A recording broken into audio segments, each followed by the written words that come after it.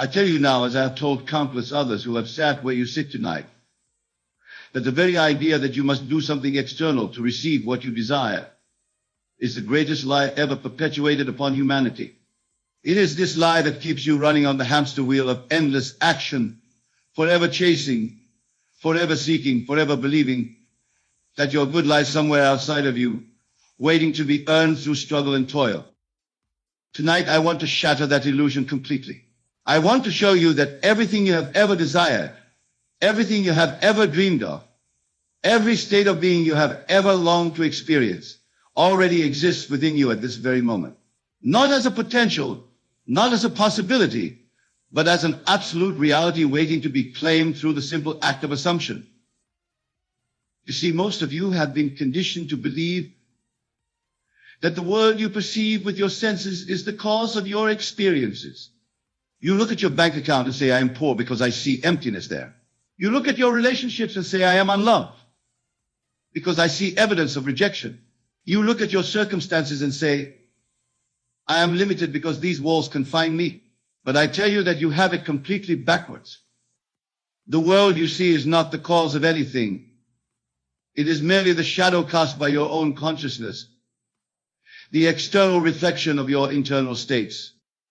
Your bank account is empty because you have assumed the feeling of poverty.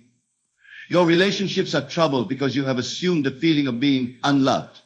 Your circumstances are limited because you have assumed the feeling of limitation.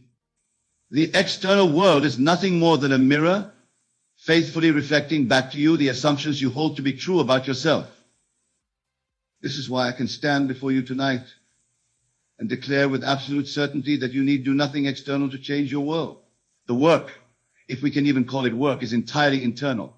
It is the work of changing your assumptions, of revising your concept of self, of daring to assume that you are already the person you wish to become, already living in the state you wish to experience. But before we go further, let me address the elephant in the room. When I say do nothing, I do not mean that you should become passive, lazy, or indifferent to life.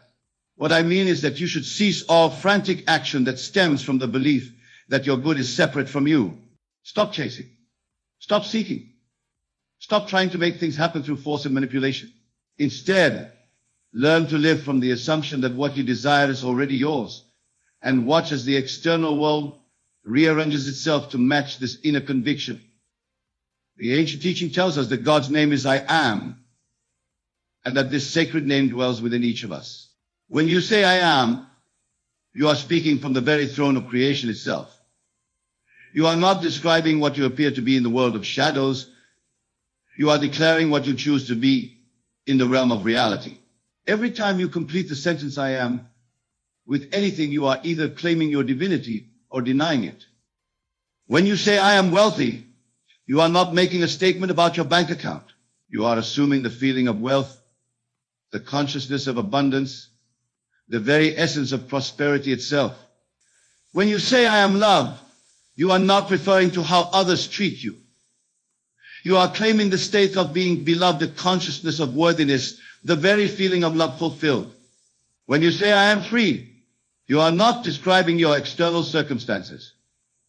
You are assuming the state of freedom, the consciousness of liberation, the very essence of unbound possibility. Now, here is where most people stumble. They think that assuming these states means pretending or lying to themselves. They believe they must somehow convince themselves that their external circumstances have changed when they clearly haven't. But this is not what I'm teaching at all. I'm not asking you to deny what your senses report.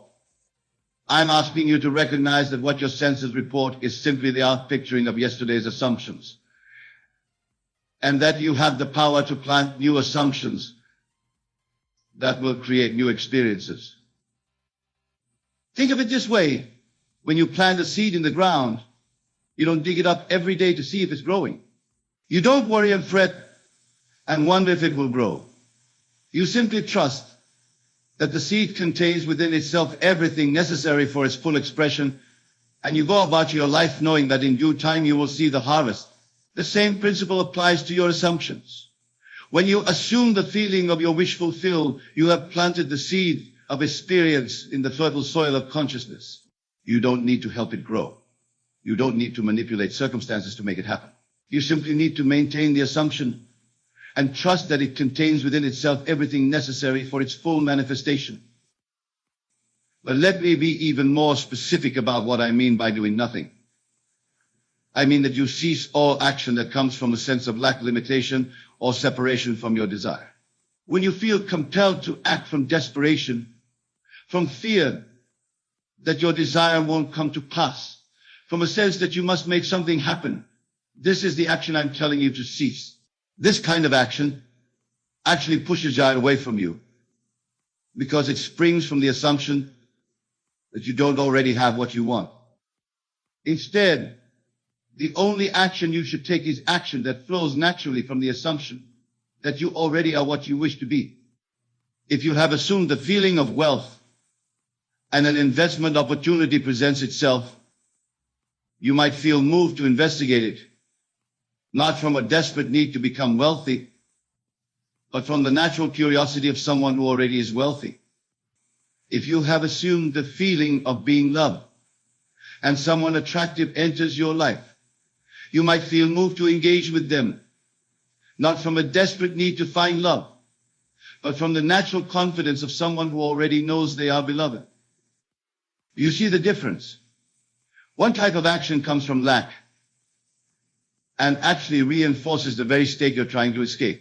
The other type of action comes from fulfillment and serves to externalize the state you have already claimed internally. The first type of action is what I'm telling you to cease. The second type of action will happen naturally and effortlessly once you've truly assumed your desired state. Now, let me share with you the secret that makes all of this possible. Every state of consciousness, every possible experience, every conceivable condition already exists in what I call the infinite states of being. Poverty exists as a state. Wealth exists as a state. Sickness exists as a state. Health exists as a state. Loneliness exists as a state. Love exists as a state. They all exist simultaneously, and you move between them not through external action, but through the simple act of assumption. Right now, as I speak these words, there is a version of you that is wealthy beyond measure. There is a version of you that is perfectly healthy. There is a version of you that is deeply loved and cherished. There is a version of you that is free from every limitation you currently experience. These are not fantasies or wishful thinking. These are actual states of being that exist in the realm of infinite possibility. The question is not whether these states exist, they do. The question is not whether you deserve to experience them, you do. The question is not whether it's possible for you to access them, it is. The only question is, which state will you choose to assume? Which version of yourself will you choose to be? And here's the beautiful part. The moment you assume a state, you become it. Not in some future time, not when conditions are right, not when you've done enough or worked hard enough or proven yourself worthy. Right now, in this very moment, as you assume the feeling of your wish fulfilled, you become the person who already has what you desire. The external world may take some time to catch up and reflect this new assumption. But in the realm of consciousness, which is the only realm that truly matters, the transformation is instantaneous. This is why I can tell you to do nothing after this and watch how everything falls into place. Because once you've truly assumed your desired state, once you've claimed your good in consciousness, the entire universe must rearrange itself to match your assumption. This is not magic or wishful thinking. This is the fundamental law of consciousness, the very principle upon which all creation operates. But I must warn you about something. Your rational mind will resist this teaching with everything it has. It will tell you that you're being foolish, that you're living in a fantasy, that you need to be realistic about your situation. It will point to your current circumstances as evidence that your assumptions don't work. It will remind you of past failures and convince you that this time will be no different. This resistance is natural and expected. Your rational mind has been trained to believe in the reality of the external world, to put its faith in what can be seen and touched and measured. But I'm asking you to put your faith in something far more substantial, the creative power of your own consciousness. I am asking you to recognize that what you call reality is nothing more than the externalization of beliefs and assumptions you've held for so long that you've forgotten you chose them. When doubt arises, and it will, don't fight it. Don't try to convince yourself that your desire is already manifested when all evidence seems to suggest otherwise. Instead, simply return to the feeling of your wish fulfilled. Assume the state you wish to experience and rest in that assumption. Remember that feelings are the language of the subconscious mind, and it is through feeling that all transformation takes place. Let me give you a practical example of how this works. Suppose you desire to be financially free. Instead of focusing on how you might achieve this freedom, instead of making plans and taking action from a place of financial lack, you would begin by assuming the feeling of already being financially free. You would sit quietly and imagine what it would feel like to have complete financial security. Not what you would do with the money, not what you would buy, but the actual feeling of financial freedom itself. How would you feel if you never had to worry about money again? How would you feel if you could make any purchase without concern for the cost? How would you feel if you had complete control over your time because you weren't bound by financial necessity? Capture that feeling, embody it, live in it. Make it as real and natural as the feeling of being yourself, because that's exactly what it is. It's the feeling of being the version of yourself that already has financial freedom. Once you've assumed this feeling, once you've made it natural and familiar, you do nothing else. You don't chase opportunities. You don't force yourself to work harder. You don't try to manipulate circumstances. You simply live from the assumption that you are already financially free. And you allow the external world to conform to this inner conviction. This doesn't mean you become passive or lazy. It means that any action you take comes from the feeling of already having what you desire, rather than from the desperate need to get it. If opportunities present themselves, you evaluate them from the consciousness of wealth, not from the consciousness of lack. If inspiration strikes you to pursue a particular path, you follow it from the confidence of someone who already has financial freedom, not from the fear of someone who desperately needs it. The same principle applies to every area of your life. If you desire love, assume the feeling of being loved. If you desire health, assume the feeling of perfect vitality. If you desire success, assume the feeling of having already achieved your goals.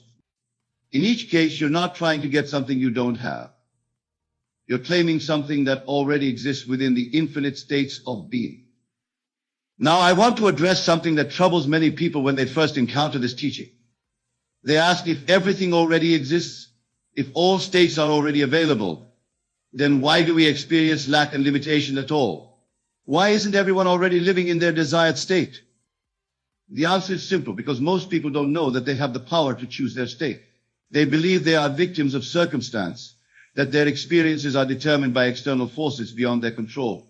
They look at their current situation and assume it's permanent, that it defines who they are and what's possible for them. But you are not most people. You are here tonight because something within you recognizes the truth of what I'm sharing. You sense that there's more to life than what you've been experiencing. You feel the stirring of a power within you that is capable of transforming every aspect of your existence.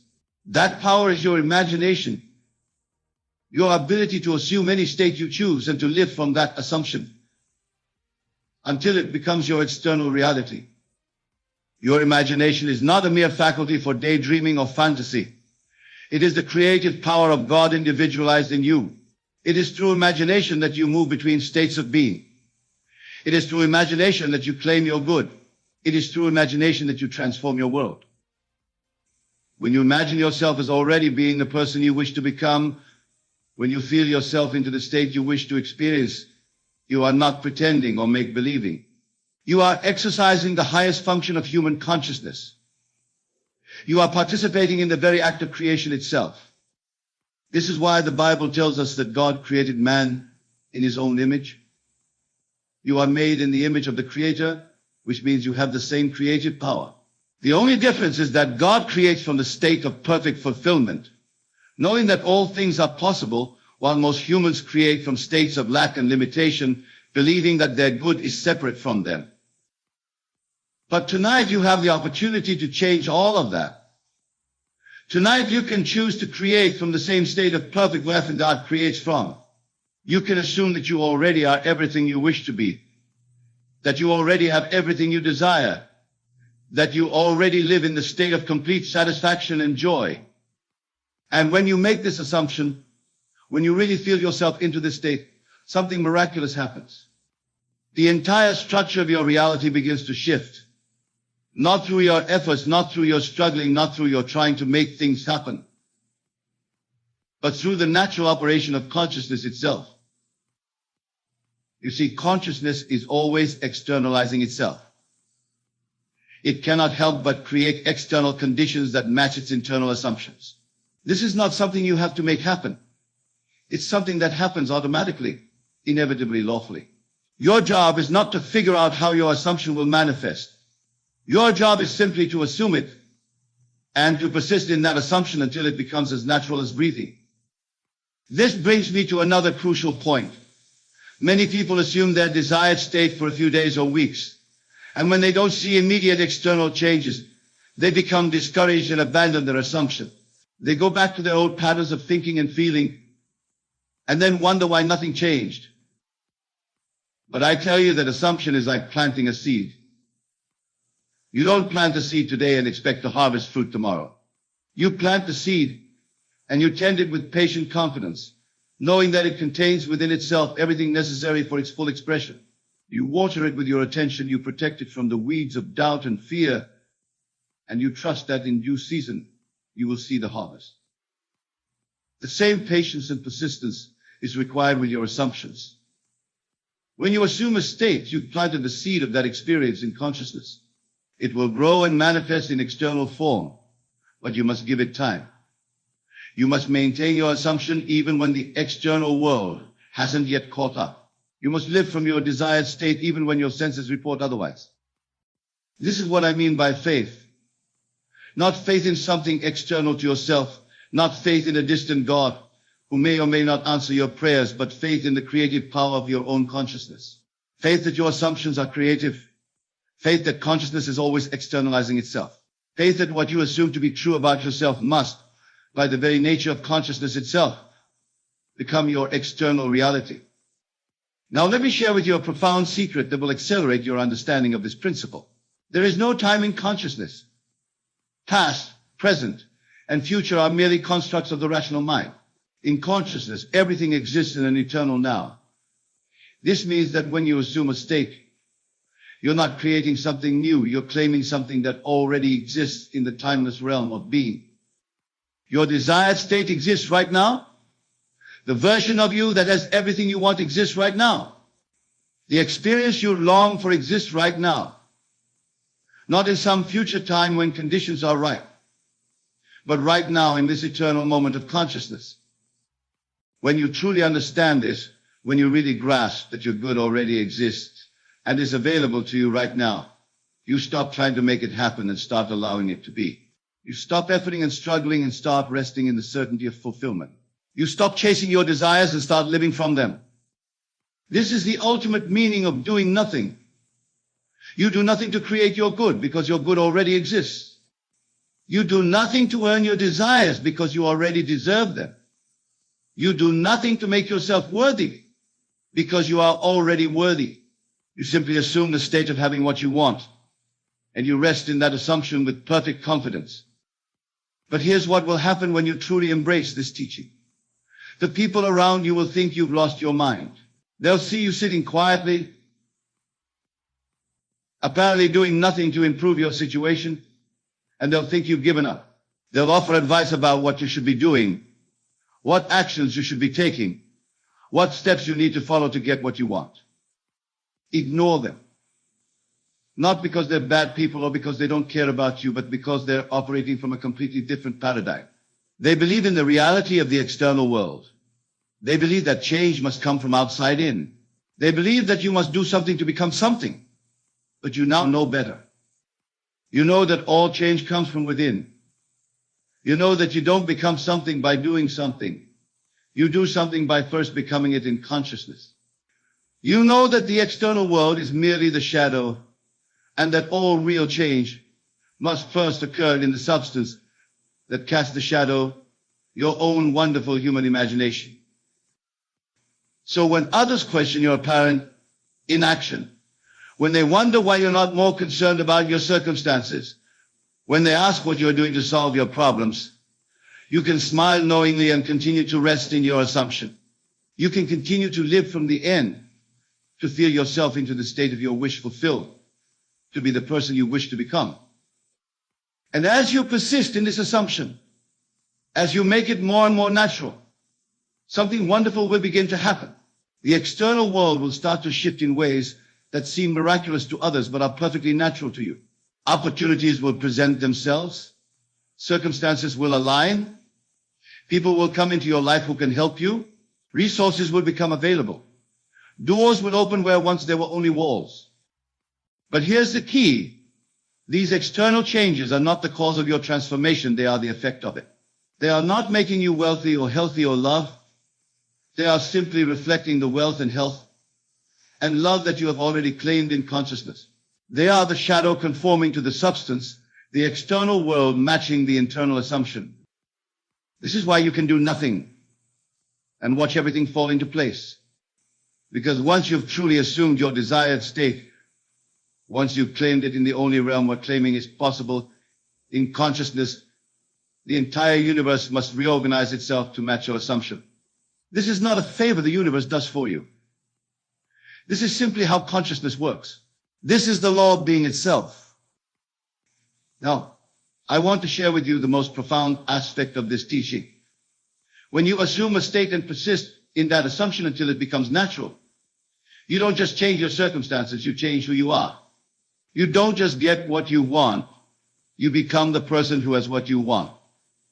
And once you become that person, having what you want is not an achievement or an acquisition. It's simply the natural expression of who you are. This is why the wealthy person attracts wealth effortlessly. It's not because they're doing something special or following some secret formula. It's because they have the consciousness of wealth. It's who they are, not what they do. This is why the healthy person maintains their health without struggle. It's because they have the consciousness of health. This is why the loved person is surrounded by love. It's because they have the consciousness of being beloved. When you assume a state and make it natural, you become that state. And when you become that state, having the external correlates of that state is as natural as having thoughts or feelings. You don't work to have thoughts. You simply have them because you are a thinking being. You don't struggle to have feelings. You simply have them because you are a feeling being. In the same way, when you become the state of wealth, you simply have wealth because wealth is the natural expression of who you have become. This is the secret that the mystical traditions have been pointing to for thousands of years. Be still and know that I am God. Be still, stop the frantic action that comes from believing your good is separate from you. No, assume, claim, become convinced that I am God, that the creative power of the universe exists within you as your own wonderful human imagination. When you are still, when you cease the outer activities that spring from inner insecurity, you create the space for your assumptions to take root and grow. When you know that you are the operant power in your own experience, you stop looking outside yourself for salvation and start claiming your good from within. But let me address one more concern that may be arising in your mind. You may be thinking, this sounds too good to be true. If it were really this simple, wouldn't everyone be living their ideal life? Wouldn't everyone be wealthy and healthy and happy? The answer is that it is this simple. But it's not easy for most people because they've been conditioned to believe in the opposite of what I'm teaching. They've been taught that the external world is real and that consciousness is just a byproduct of brain activity. They've been taught that they must work hard and struggle to get what they want. They've been taught that they are separate from their desires and must somehow bridge that gap through action. These beliefs are so deeply ingrained, so thoroughly accepted, that most people never question them.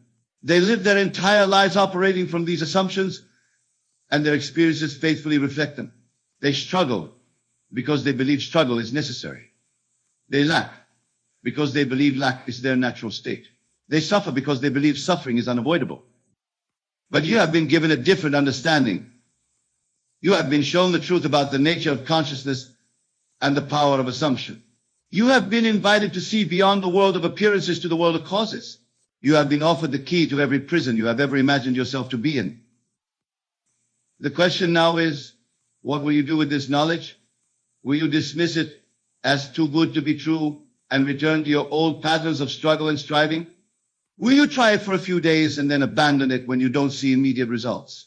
Or will you embrace it fully, commit to it completely, and persist in your assumptions until they become your external reality? I hope you choose the latter, because you deserve to live the life of your dreams. You deserve to experience every good thing you have ever desired. You deserve to be wealthy and healthy and loved and free, not because of what you've done or what you might do, but simply because you exist, because you are consciousness itself individualized as a human being. And consciousness by its very nature is unlimited. It is infinite possibility, eternal expansion, boundless creativity. When you identify yourself with consciousness rather than with your circumstances, when you recognize that you are the I am that exists before all conditions and experiences, you discover that there is nothing you cannot be, nothing you cannot have, nothing you cannot experience. This is your true nature. This is who you really are. Not the struggling, seeking, limited being that appears in the world of shadows, but the unlimited, creative, divine being that exists in the realm of consciousness. When you know yourself as consciousness, when you operate from this level of being, you discover that you need do nothing to have everything, because everything already exists within you. So I leave you tonight with this final thought. You are not in the world is in you. Your circumstances are not determining your experience. Your consciousness is creating your circumstances. You are not at the mercy of external forces. You are the creative power that is expressing itself as your external world. Assume the feeling of your wish fulfilled. Persist in that assumption until it becomes natural. Live from the end, knowing that what you desire already exists and is available to you right now. Do nothing that springs from the belief that your good is separate from you, and do everything that flows from the assumption that you already are what you wish to become. When you do this, when you really understand and apply this principle, you will discover that you need do nothing after this. And you will watch and wonder as everything falls into place exactly as it should. Not through your efforts, not through your struggles, not through your attempts to make things happen, but through the natural, inevitable, lawful operation of consciousness itself. This is the promise I make to you tonight. This is the truth I share with you from the depths of my own experience and understanding. You have within you right now everything you need to transform your life completely. You need add nothing to yourself. You need do nothing external to claim your good. You need only assume the feeling of your wish fulfilled and persist in that assumption until it becomes your external reality. The power is yours. The choice is yours. The life you have always dreamed of living is yours for the claiming. All you need do is assume it, and everything else will fall into place exactly as it should. In the silence of your heart, there is a truth that resonates louder than any voice God's plan for you is unshakable. Life may throw its fiercest storms, people may try to dim your light, and circumstances may attempt to block your path, but nothing can halt the divine orchestration of God's will in your life. His plan is not dependent on human approval, nor is it swayed by the opinion of fear or actions of others. It is rooted in His infinite wisdom and boundless love. When challenges arise, it is easy to feel forgotten or lost. You may wonder if the setbacks you face are signs of failure or abandonment. But remember, the obstacles in your way are not detours away from God's purpose, they are stepping stones. They are tools He uses to refine your character, strengthen your faith, and prepare you for the blessings He has already set aside for you. No trial is wasted when it is surrendered to God. There are moments when people may doubt you, criticize you, or even stand against you. Their words may sting, and their actions may seem to delay your progress. But let this truth settle in your soul: no weapon formed against you will prosper, because God's hand is upon you. The same God who parted the Red Sea, who raised Lazarus from the dead, and who conquered death itself is the one who has written your destiny. His plan does not falter because of human interference. He has already accounted for every challenge, every delay, and every mistake. You are not defined by your past or limited by your present. God sees the full picture. He knows the dreams He has placed in your heart, and He knows the right time and way to bring them to fruition. Trust that His timing is perfect. It may not always align with your expectations, but it is always for your good. When doors close, it's not because you are unworthy, it's because He has something far greater waiting for you. When delays occur, it's not because you are forgotten, it's because He is aligning circumstances in ways you cannot yet see. Faith is the anchor that holds you steady as you wait. It is the assurance that even when you cannot see the path ahead, the one who leads you sees it all. It is the confidence that His promises are not empty and His plans are not fragile. Stand firm in that faith. Speak life over your dreams, even when doubt whispers otherwise. Declare God's truth over your journey, even when the road feels uncertain. Your life is not a series of random events, it is a masterpiece in progress. Every brushstroke of joy and sorrow, every layer of triumph and trial is part of a grand design. God is the artist, and He is not finished yet. Trust Him to complete the work He has started in you. He is the author of your story, and no one else holds the pen. When fear tries to paralyze you, when disappointment tries to dishearten you, and when uncertainty tries to discourage you, remind yourself of this God's plan, for you cannot be stopped. Not by people, not by circumstances, and not by anything in this world. His love is your foundation, His grace is your strength, and His purpose for your life is unshakable. God's plan is unshakable. This truth is a foundation that cannot be moved, no matter the storms or challenges that arise in life. His plan is rooted in eternity, crafted with love and wisdom that surpasses human understanding. It is not something fragile or uncertain, nor is it influenced by the circumstances we see or the opinions of others. God's plan is like a mighty river, flowing with purpose and power, carving a path even through the hardest of obstacles. The world often presents us with a narrative that we must be in control of every detail of our lives, that our destiny depends solely on our efforts, or that unforeseen circumstances can derail our purpose. But this perspective is limited, for it fails to recognize the sovereignty of God. His plan for each of us was established long before we took our first breath. The scriptures remind us, "For I know the plans I have for you, declares the Lord, plans to prosper you and not to harm you, plans to give you hope and a future." These words are not mere encouragement, they are a declaration of certainty, a promise that transcends the temporal and anchors us in the eternal. There may be moments in life when it feels like everything is falling apart, as if the dreams we've cherished are slipping through our fingers. Doors may close, opportunities may vanish, and paths may seem blocked. It's in these moments that the strength of God's plan becomes evident. What appears to be a setback is often a setup for something greater. The delays and detours we face are not the end of the story, but chapters in the unfolding masterpiece of our lives. God's plan is not contingent on the conditions of the world or the cooperation of others. He moves beyond human limitations, working all things together for the good of those who love Him. Doubt may whisper that you are unworthy, that you have made too many mistakes, or that your time has passed. But God's plan is not dependent on your perfection. His grace covers your imperfections, and His power is made perfect in your weakness.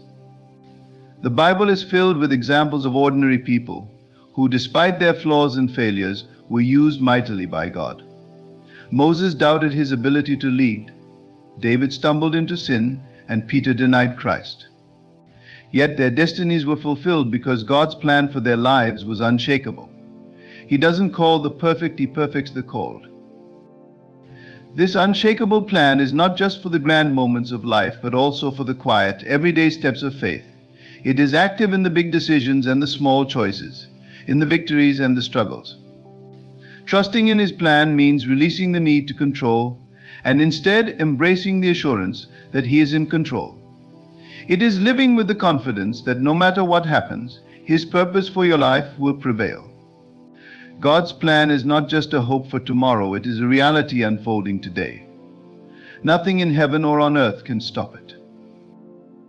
Obstacles are often seen as barriers, as reasons to doubt or give up, but through the lens of faith, they become stepping stones. Every challenge, every difficulty, and every moment of resistance is an opportunity for growth and transformation. They are not meant to deter us, but to strengthen us, to refine our character, and to prepare us for the next stage of our journey.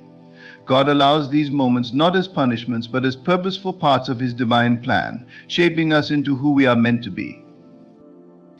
When we encounter obstacles, it is natural to feel frustrated or disheartened. We might question why things aren't going according to our expectations, or why we seem to face resistance at every turn. However, it is in these very moments that God's greater purpose is at work. Challenges teach us perseverance, deepen our faith, and remind us to rely not on our own strength, but on His. The story of Joseph in the Bible is a perfect example. Betrayed by his own brothers, sold into slavery, and wrongfully imprisoned, Joseph faced trial after trial. Yet every obstacle he encountered was a step closer to the fulfillment of God's promise. What others intended for harm, God used for good, positioning Joseph to save a nation. Obstacles also reveal our hidden strengths and abilities. Often it is only when we are pushed to our limits that we discover the depth of our resilience and the power of our faith. Challenges force us to step out of our comfort zones, to confront our fears, and to grow in ways we never thought possible. They remind us that we are not walking alone, that God is with us, guiding us through every trial. When David faced Goliath, it wasn't just a battle between a shepherd and a giant, it was a moment of preparation for the leadership and victories that lay ahead. The obstacles in David's life were stepping stones, building his courage, trust in God, and readiness to fulfill his destiny. It's also important to recognize that obstacles often redirect us to something better. What may feel like a failure or a closed door is often God's way of steering us toward a greater opportunity. We may not understand it at the time, but hindsight reveals how the challenges we faced were necessary steps on the path to our calling. Think of the Israelites wandering in the wilderness. What seemed like a delay was God's way of preparing them to enter the promised land. Without the lessons learned in the wilderness, they would not have been ready to claim their inheritance. Obstacles demand trust. They require us to believe that God's plan is greater than our understanding, and that every step, even the difficult ones, is part of His purpose. They remind us to lean into His strength, to keep moving forward even when the way seems unclear.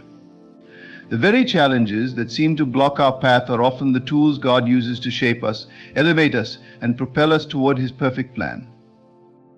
Human interference cannot alter God's divine will. This truth is both reassuring and empowering because it reminds us that no person, no decision, and no opposition can derail the plans that God has set in motion. His authority is absolute and His purposes are immovable. While people may attempt to hinder, delay, or even work against you, their actions are never outside the bounds of God's sovereignty. What God has ordained for your life will come to pass, regardless of human attempts to disrupt it. People may try to discourage you, diminish your confidence, or convince you that you are unworthy of what God has in store. They may judge you based on your past, misunderstand your intentions, or resist your progress. Yet none of this can undo what God has already decided. His plans are not subject to public opinion or reliant on human approval. When God opens a door, no one can shut it. When He declares a promise over your life, no amount of opposition can nullify it. This truth was evident in the life of Jesus, whose mission faced relentless opposition. Despite the schemes of the Pharisees, the betrayal by Judas, and the disbelief of many, God's purpose was fulfilled. No human effort could stop the redemption of humanity through Christ. Sometimes the interference of others feels overwhelming. You may encounter betrayal, jealousy, or unfair treatment. It can feel as though people's actions are succeeding in holding you back. But remember, God is not surprised by any of it. He sees what you cannot see and knows what you do not know. He has already accounted for every challenge and every act of opposition. In fact, he can use these very things to advance his plan. What others mean for harm, God can transform into good. The story of Nehemiah rebuilding the walls of Jerusalem is a powerful example. Despite the ridicule and sabotage attempts from his enemies, the walls were completed because Nehemiah relied on God's guidance. Human interference could not stop the divine assignment. God's will is also independent of human cooperation. You don't need everyone to believe in you or support you for God's plan to succeed. He often works through unlikely circumstances and unexpected people. Consider how God used Moses, a man with a speech impediment, to lead the Israelites out of Egypt. Pharaoh resisted time and again, but God's plan prevailed. Similarly, God used Esther, a young Jewish woman, to save her people despite the schemes of Haman. Human efforts to thwart God's purpose only set the stage for His glory to be revealed. It is easy to feel discouraged when others misunderstand or oppose you. Yet these moments are opportunities to trust in God's higher ways. His plans are unstoppable, His power unmatched, and His wisdom unsearchable. What He has set in motion cannot be undone by human hands. People may try to interfere, but they are ultimately powerless against the will of the Almighty. Every attempt to block your progress only serves to magnify His ability to accomplish His purpose in your life. God's timing is perfect, a truth that often challenges our human perspective, but ultimately brings peace when we embrace it. In a world driven by deadlines, urgency, and instant gratification, waiting for God's timing can feel like a test of patience and faith. Yet His timing is not random or delayed, it is divinely orchestrated, unfolding in a way that aligns with His eternal plan and our ultimate good. Every moment, every event, and every season is precisely positioned in the timeline of our lives to fulfill His purpose. When we look at life through our limited lens, we often desire things immediately.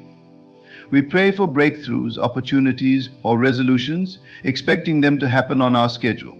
However, God operates outside of time as we know it. His view is infinite, and He sees the entirety of our lives, the beginning, the middle, and the end. What seems like a delay to us is often preparation in His divine plan. He is not only preparing the blessing, but also preparing us to receive it. Just as a seed must undergo time in the soil before it can grow into a flourishing plant, there are seasons of waiting that are necessary for our growth and readiness. In the Bible, the story of Abraham and Sarah illustrates the perfection of God's timing. They were promised a child, but that promise took years to be fulfilled. Their waiting period was not wasted, it was a time of learning, trusting, and deepening their relationship with God. When Isaac was finally born, it was evident that his arrival was not just about fulfilling a promise, but about showcasing God's faithfulness and sovereignty. Had the promise come immediately, the magnitude of God's work in their lives might have been overlooked. The waiting made the fulfillment even more powerful. God's timing is also protective. There are moments when we feel ready for something, but God, in His wisdom, knows we are not. He may withhold an opportunity, not as a denial, but as a safeguard. If we rush ahead of His plan, we may encounter challenges we are unprepared to face or misuse blessings that we are not yet equipped to handle. His timing ensures that we receive His gifts when they will be most impactful and beneficial, both for us and for those around us. Joseph's journey from the pit to the palace is a profound example. Though his dreams of leadership were real, he had to endure years of trials before stepping into his role. Each delay was part of God's perfect preparation. Trusting God's timing requires surrender. It means letting go of our desire to control and embracing the assurance that He is in control. It is an act of faith to believe that His delays are not denials and that His pace is purposeful.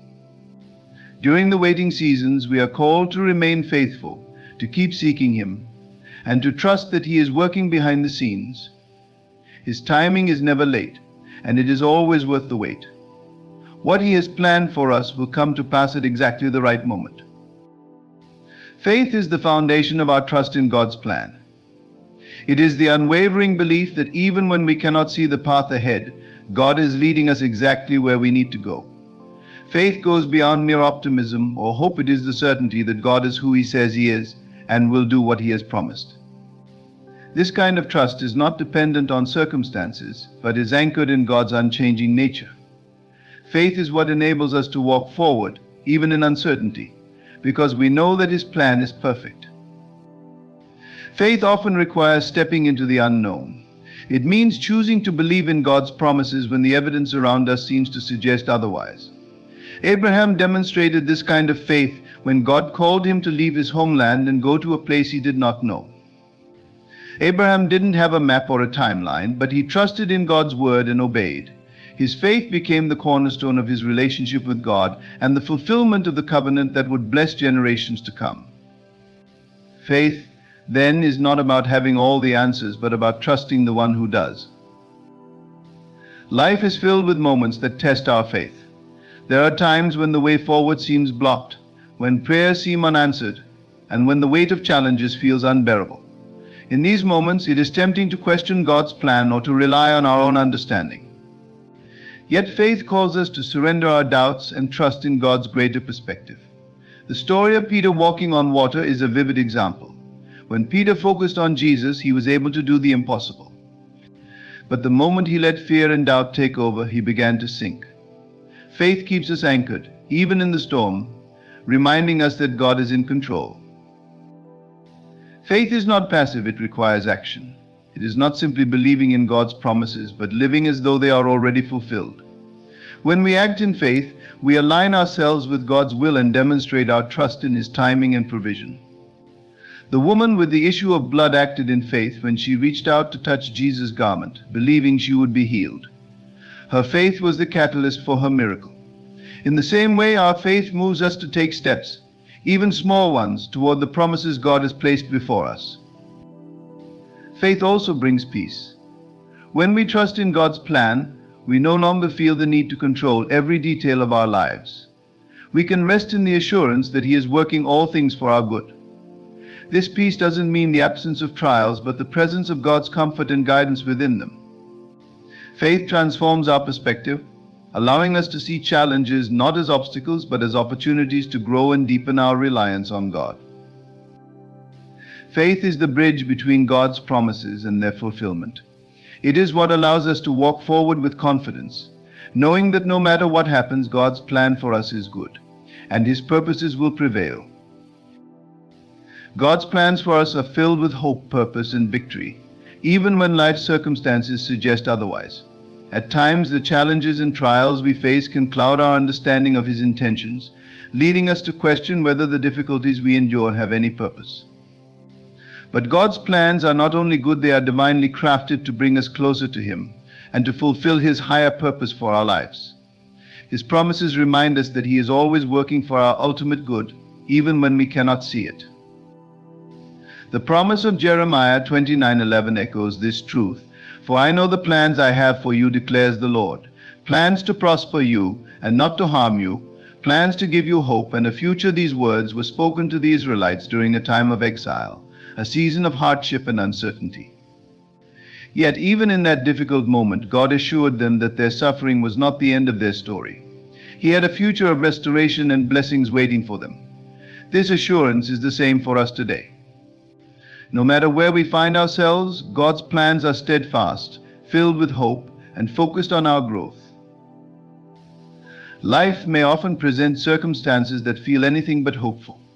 Perhaps we face setbacks, losses, or prolonged seasons of waiting that leave us wondering if God's promises will ever be fulfilled. It is in these moments that we must cling to His word and trust in His character. God's goodness is not negated by our trials. On the contrary, He uses them to shape us, strengthen our faith, and prepare us for the greater things He has in store. The Apostle Paul understood this deeply when he wrote in Romans 8:28 that in all things God works for the good of those who love Him, who have been called according to His purpose. The victories that come from God's plans often emerge from what initially seems like defeat. The cross is the ultimate example of this. At the time, it appeared to be the end of Jesus' ministry, a moment of despair for His followers. But what looked like loss was actually the greatest victory in history. Through the cross, God's plan of redemption for humanity was fulfilled, proving that His ways are far higher and more powerful than we can comprehend. In our lives, too, what seems like failure or delay can be the groundwork for a divine breakthrough. God's plans also carry an eternal perspective, reminding us that our hope is not confined to this world. While His blessings are evident in our present lives, His ultimate goal is to draw us closer to Him and prepare us for eternity. The hope we find in His plans transcends temporary circumstances, grounding us in the assurance of His unchanging love. Every step of the journey, whether filled with joy or trials, is part of His perfect design for our lives. Even in the darkest moments, God's plans shine through with purpose and hope. His goodness, faithfulness, and promises are unshakable, giving us the strength to persevere, trust, and walk forward in confidence. The victory He has prepared for us is not just for today, it is for eternity, and it is certain. In the grand tapestry of life, God's plan is the thread that binds everything together with purpose, hope, and love. It is a plan that transcends our understanding, yet it is always for our good. Through His timing, His promises, and the unwavering assurance of His faithfulness, we are reminded that nothing, no obstacle, no delay, no challenge can hinder what He has ordained for us. Our role is to trust, to walk in faith, and to align ourselves with His will, knowing that He is always working behind the scenes. His plans are not just about achieving victories or receiving blessings, they are about transforming us, drawing us closer to Him, and fulfilling a purpose far greater than we can imagine. With God, we are never alone, never forgotten, and always on the path toward a hope-filled future. Let us hold fast to this truth, rest in His promises, and move forward with confidence, for His plans will always prevail. Let us begin this journey of self-discovery and empowerment. For in these principles lies the key to your freedom, your peace, and your ultimate power. Principle 1, the power of consciousness. The first and most fundamental principle we must grasp is that consciousness is the only reality. Everything you perceive, everything you experience, every circumstance in your life is but an outpicturing of your consciousness. The world you see is a mirror reflecting back to you your own mental states, your own assumptions about reality. Many of you may find this concept challenging to accept at first. You may argue, but Neville, I see a solid world around me. I feel it, I interact with it. Surely this is reality. To this I say, what you perceive as solid and real is nothing more than a shadow cast by the light of your conscience. Consider for a moment your dreams. When you're in a dream, does it not feel real? Do you not interact with people, touch objects, experience emotions? Yet when you awaken, you realize it was all a creation of your mind. I tell you now, what you call your waking life is no different. It is a dream, a grand collective dream, but a dream nonetheless. Once you truly grasp this principle, once you internalize it and live from it, you will understand that nothing can affect you unless you allow it to affect your consciousness. For you are not a powerless observer of reality, but the very creator of it. This understanding is the foundation upon which all else is built. It is the bedrock of your invincibility, the source of your power. For if consciousness is the only reality, and you are the master of your consciousness, then you are the master of your reality. But how do we wield this power? How do we shape our consciousness to create the reality we desire? This leads us seamlessly into our second principle. Principle 2, the law of assumption. The law of assumption states that if you assume a state to be true and persist in that assumption, it must harden into fact. This law is the cornerstone of creation, the very mechanism by which you shape your reality. When you assume a state, you are essentially declaring to the universe, this is who I am. This is what is true for me. And the universe, being nothing more than an outpicturing of your consciousness, has no choice but to conform to your assumption. But remember, my dear friends, this law works both ways. If you persistently assume limitation, lack, or fear, these two will harden into fact. This is why so many people find themselves trapped in cycles of negativity and misfortune. They are unwittingly assuming these states into existence. The key then is to consciously choose your assumptions. Assume states of abundance, of joy, of success, of love. Persist in these assumptions regardless of any seeming contradictions in your external reality. For remember, the external is but a shadow of your past assumptions. As you change your assumptions, the shadow must change to match the new shape of your consciousness. This principle of assumption is your shield against the slings and arrows of outrageous fortune. For how can external circumstances affect you when you know that you are the very author of those circumstances? But assumption alone is not enough. To truly harness the power of this principle, we must understand the role of feeling, which brings us to our third principle. Principle 3, the importance of feeling. Now, as we delve deeper into these principles, we come to a crucial understanding. It is not enough to merely think about your desired state. You must feel it. You must embody it with every fiber of your being. Feeling is the secret, my dear listeners. It is the bridge between your conscious mind and your subconscious mind, between your current reality and your desired reality. When you can genuinely feel the reality of your desire, when you can live in the emotion of your wish fulfilled, you activate a power beyond your wildest imagination. Think for a moment of a time when you were deeply in love. Recall the feeling, the emotion of it. How did it color your world? How did it affect your perceptions, your actions, your very being? This is the power of feeling. It transforms you from the inside out. In the same way, when you can feel the reality of desire, when you can live in the emotion of your wish fulfilled, you transform your entire being. You begin to think, act, and perceive in alignment with your desired reality. And as you do so, the external world has no choice but to reflect this new state back to you. This principle of feeling is your armor against the assaults of doubt and fear. For when you are filled with the feeling of your desire fulfilled, how can doubt find a foothold? How can fear take root? They simply cannot penetrate the radiant energy of your assumed state. But how do we generate these feelings? How do we create such vivid, transformative emotions? This brings us to our fourth principle, a principle that unlocks the full creative power of your mind.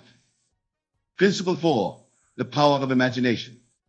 As we progress in our understanding, we come to the fourth principle, the power of imagination. My dear friends, your imagination is not some idle fantasy factory. It is the very workshop of creation. It is the place where all things, all experiences, all states of being are first conceived before they are brought forth into physical reality. Einstein once said, imagination is more important than knowledge. For knowledge is limited to all we now know and understand, while imagination embraces the entire world, and all there ever will be to know and understand. Your imagination is the gateway to infinite possibilities. It is the realm where you can try on new states of being, where you can explore new realities, where you can shape your world according to your deepest desires. When you imagine, you are not merely daydreaming. You are engaging in the most profound act of creation. For remember, consciousness is the only reality, and your imagination is the tool by which you shape your consciousness. Imagine yourself as the person you wish to be. See yourself living the life you desire. Feel the emotions associated with your wish fulfilled. Do this vividly, do this often, and do this with the firm conviction that what you are imagining is not some far-off possibility, but a present reality. This principle of imagination is your sword against the limitations of your current circumstances. For how can your current reality constrain you when you can, at any moment, step into a new reality in your imagination? But what of the past? What of the memories and experiences that seem to contradict our desired state? This brings us to our fifth principle, a principle that grants you power over time itself. Principle 5, the art of revision. Now we come to a principle that many find particularly powerful, the art of revision. This principle teaches us that we can go back into our past and change it. Not in a physical sense, of course, but in our consciousness, which, as we've established, is the only reality. You might ask, but Neville, how can we change the past? Isn't it fixed? To this I say, the past only exists in your memory. And memory is not fixed. It is fluid, constantly being rewritten by your present state of consciousness. When you revise a past event, you are not denying that it happened. Rather, you are choosing to remember it differently. You are rewriting the story in a way that serves your present and future. For example, if you had an argument with a loved one, instead of replaying the argument over and over in your mind, reinforcing the negative emotions associated with it, you can revise it. Imagine the conversation going differently. See yourself and the other person coming to a loving understanding. Feel the warmth and connection between you. As you do this, you are not merely engaging in wishful thinking. You are actually reshaping your consciousness. And as your consciousness changes, your present reality must change to reflect it. This principle of revision is your time machine. It allows you to go back and plant seeds of positivity in your past, seeds that will bear fruit in your present and future. Or how can past events affect you when you have the power to revise them at will? But as we reshape our past and imagine our future, we must be careful not to fall into the trap of attachment. This brings us to our sixth principle, a principle that teaches us the power of letting go. Principle 6, the law of detachment. As we delve deeper into these principles, we come to one that many find challenging, the law of detachment. This law states that to manifest your desires, you must release your attachment to them. This may seem counterintuitive. You might think, but Neville, if I want something badly, shouldn't I focus on it intensely? The answer, paradoxically, is no. For intense focus often comes from a place of lack, a place of not having. And remember, what you assume, you create. Instead, cultivate a state of detachment. This doesn't mean you don't care about your desires. Rather, it means you trust so completely in the law of assumption, in the power of your consciousness, that you can relax into the knowing that your desire is already yours. Think of it this way. When you order a meal at a restaurant, do you sit there fretting about whether it will come? Do you constantly ask the waiter where your food is? No, you relax. You engage in conversation. You enjoy the ambience. You know your meal is being prepared and will arrive at the perfect time.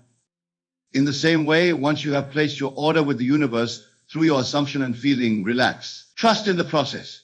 Know that what you have assumed must come to pass in its own perfect timing. This principle of detachment is your shield against anxiety and impatience. For how can you be anxious about the future when you know with absolute certainty that your desire is already yours? But detachment does not mean inaction. It does not mean we sit back and wait for our desires to manifest. This brings us to our seventh principle, a principle that teaches us the power of consistent action. Principle 7, the power of persistence. Now, my dear listeners, we come to a principle that is crucial for your success, the power of persistence. This principle teaches us that we must persist in our assumption, regardless of any seeming contradictions in our external reality. Remember the story of Joshua and the walls of Jericho. For 6 days, Joshua and his army marched around the city, blowing their trumpets with no visible result. But on the 7th day, when they gave a mighty shout, the walls came tumbling down. This story beautifully illustrates the principle of persistence. Joshua and his men didn't give up when they saw no immediate results. They persisted in their assumption, in their faith, until their desire manifested. In the same way, you must persist in your assumption of your desired state. Even when your senses deny it, even when the world seems to contradict it, you must hold fast to your assumption. For remember, what you see in the external world is always the result of past assumptions. It tells you where you've been, not where you're going. Persistence doesn't mean struggle or strain. It simply means a calm, unwavering faith in the reality of your assumption. It means choosing again and again to live from the state of your wish fulfilled, regardless of any seeming evidence to the contrary. This principle of persistence is your steadfast companion on the journey of manifestation. For how can temporary setbacks discourage you when you know that your persistent assumption must eventually bear fruit? But persistence must be balanced with rest. It must be coupled with a deep sense of peace and completion. This brings us to our eighth principle, a principle that teaches us the power of divine rest. Principle 8, the Sabbath. As we continue our exploration, we come to a principle that is often overlooked but is of utmost importance, the principle of the Sabbath. In this context, the Sabbath is not a specific day of the week, but rather a state of mind, a state of rest and completion. After you have assumed your desire, after you have felt it real, after you have persisted in your assumption, there comes a point where you must rest. This rest is not inaction, but rather a deep, abiding peace that comes from knowing your desire is already yours. In the biblical account of creation, God rested on the seventh day, not because he was tired, but because the work was complete. In the same way, you must come to a point where you can rest in the absolute knowing that your desire is manifested. This state of Sabbath is characterized by a profound sense of gratitude. You are grateful not for what you will receive, but for what you have already received. For in consciousness, in the only reality that truly matters, your desire is already yours. Entering this Sabbath state is crucial for manifestation. It is the final seal on your assumption, the period at the end of your aversion to the universe. It is the state from which miracles naturally flow. This principle of the Sabbath is your oasis of peace in the journey of creation. For how can you be disturbed by external circumstances when you rest in the deep knowing that all is well, all is complete? But as we rest in this state of completion, we must also understand the dynamic nature of creation. We must grasp the reciprocal relationship between our inner and outer worlds. This brings us to our ninth principle, a principle that reveals the true nature of cause and effect. Principle 9, the law of reversibility. Now, my dear friends, we come to a principle that may challenge your current understanding of cause and effect, the law of reversibility. This law states that while a physical fact can be the cause of an imagination, it is equally true that an imagination can be the cause of a physical fact. In other words, while it's true that external circumstances can affect your mental state, it's equally true that your mental state can affect external circumstances. And since you have direct control over your mental state, you have indirect but very real control over your circumstances. For example, it's commonly believed that wealth brings a feeling of abundance, and this can certainly be true. But it's equally true that cultivating a feeling of abundance can bring wealth. The same is true for any state or circumstance you desire. This principle of reversibility puts the power back in your hands. Instead of waiting for circumstances to change so that you can feel better, you can feel better now, knowing that this feeling will inevitably lead to improved circumstances.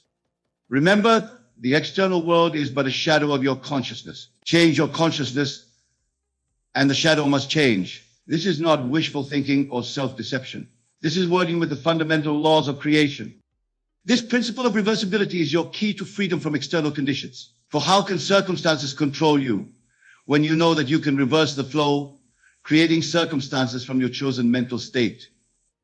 But to truly harness the power of all these principles, to become truly invincible to external influences, we must understand one final, all-encompassing principle. This brings us to our 10th and most profound principle, the principle that underpins all of creation. Principle 10, the I am. And now, my dear listeners, we come to the 10th and most profound principle, the I am. This principle is the foundation upon which all the others rest. It is the ultimate truth of your being. I am is the name of God. And it is your name too, for you are not separate from God, but an individualized expression of the divine. When you say I am, you are invoking the creative power of the universe. Whatever follows I am in your consciousness becomes your reality.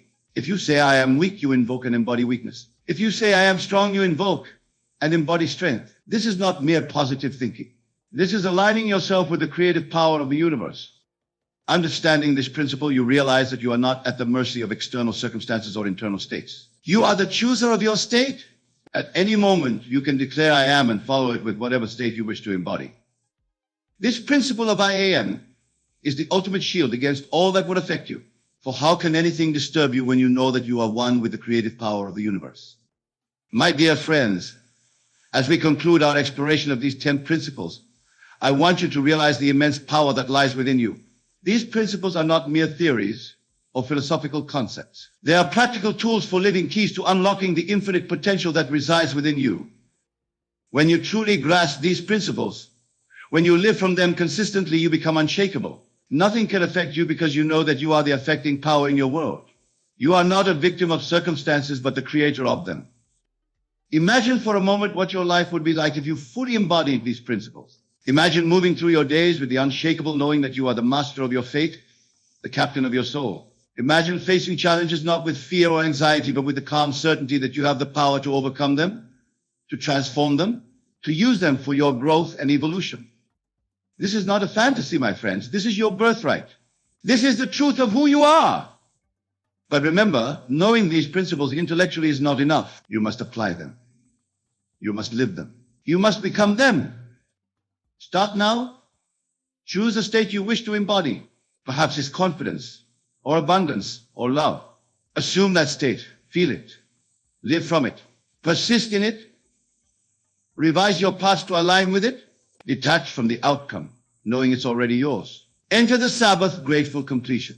Understand that your assumption of this state is creating your reality, and declare with all the power of your being, I am, followed by your chosen state. As you do this, you will begin to see changes in your world. At first, they may be small. A shift in how people respond to you, a fortunate coincidence, an unexpected opportunity. But as you persist, as you deepen your understanding and application of these principles, the changes will become more profound. Your entire life will begin to reshape itself to match your new state of consciousness. And through it all, you will remain unaffected by the storms of life. For you will know with unshakable certainty that you are the weather maker. You are the creator of your reality. My dear friends, this is the promise of these 10 principles. This is the power that lies within you. Embrace it, live it, become it, and watch as your world transforms before your very eyes. But let us delve even deeper into the practical application of these principles, for it is in their consistent application that true mastery is achieved. Consider your daily life. From the moment you wake up to the moment you fall asleep, you are constantly declaring your state of being. Every thought, every emotion, every reaction is a declaration of who you are. Are you declaring states of limitation and fear, or states of abundance and power? Begin to consciously choose your declarations. When you wake up in the morning, instead of immediately thinking about the challenges of the day ahead, declare, I am blessed. I am abundant. I am powerful. Feel the truth of these statements. Let them permeate your being. As you go about your day, be vigilant of your mental states. When you encounter a challenging situation, instead of reacting with anxiety or frustration, pause. Remember, this situation is but an outpicturing of your past assumptions. Then, consciously choose a new assumption. Declare, I am capable of handling this with ease and grace. Practice the art of revision throughout your day.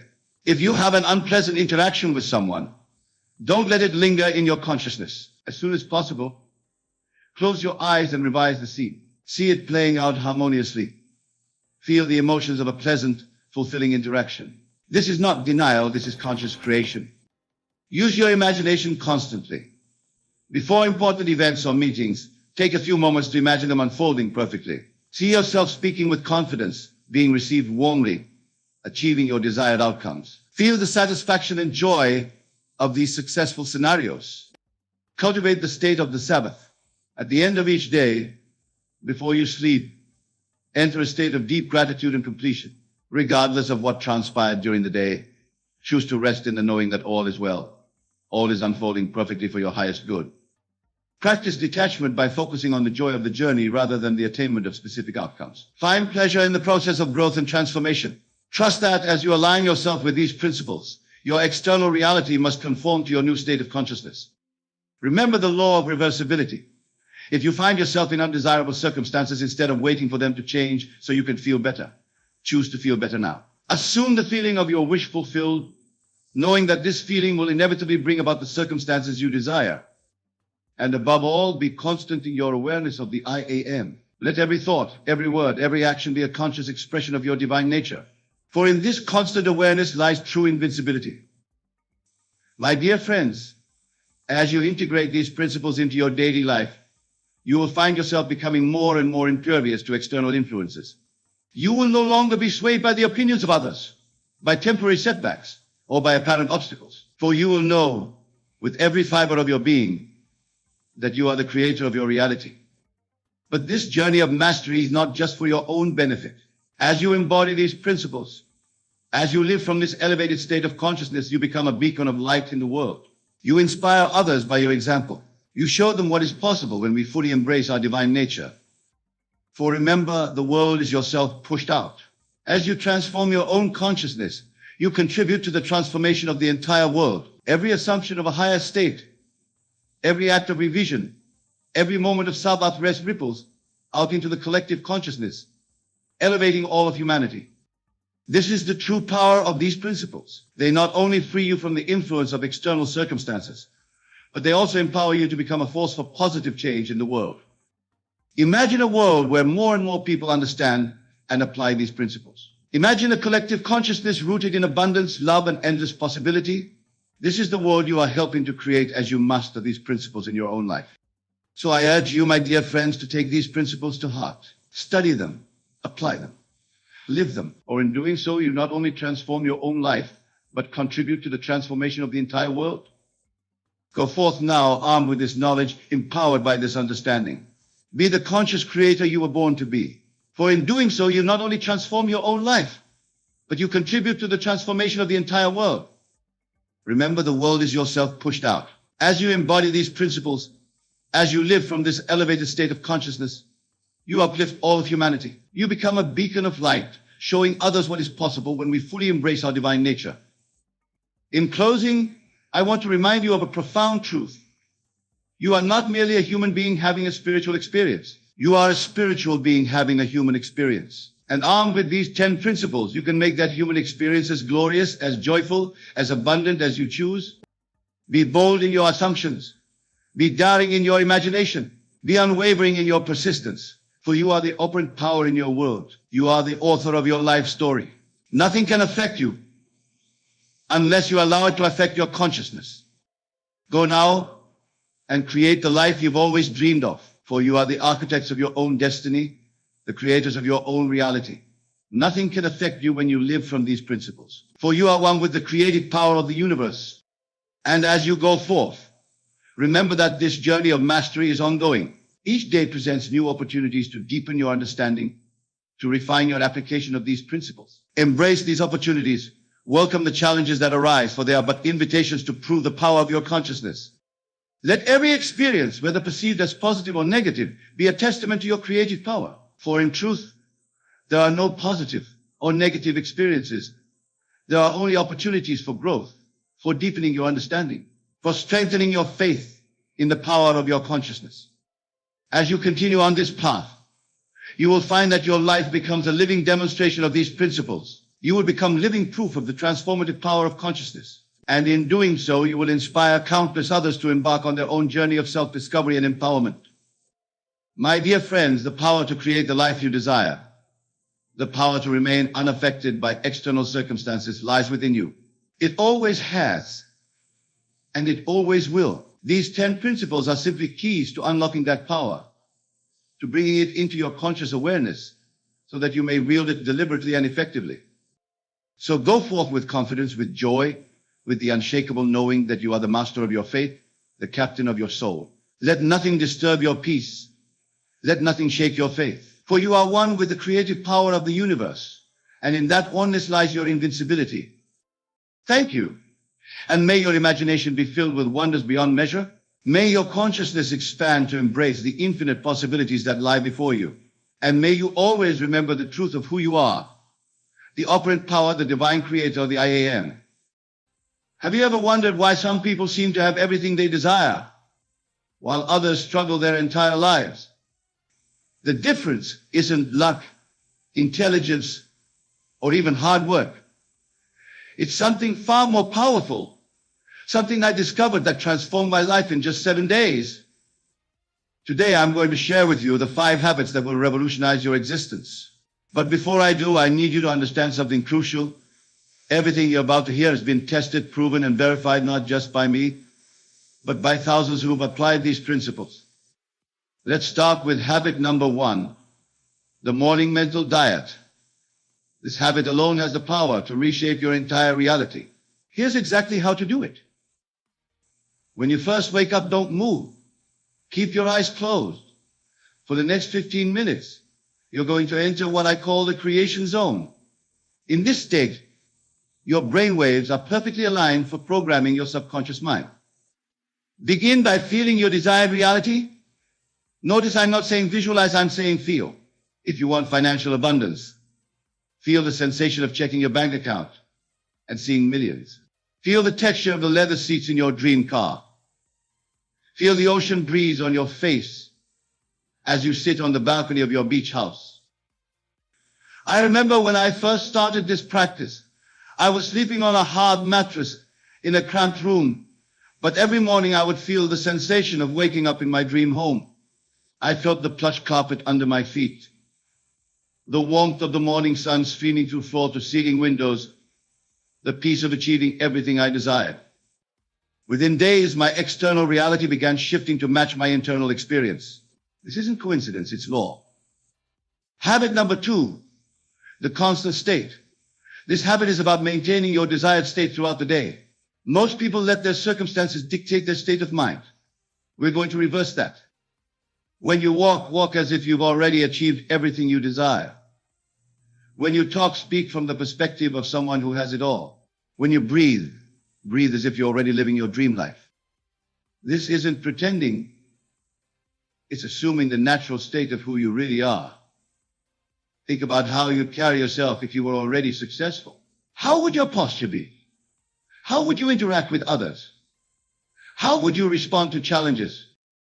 I practice this everywhere, at the grocery store, in meetings, while driving.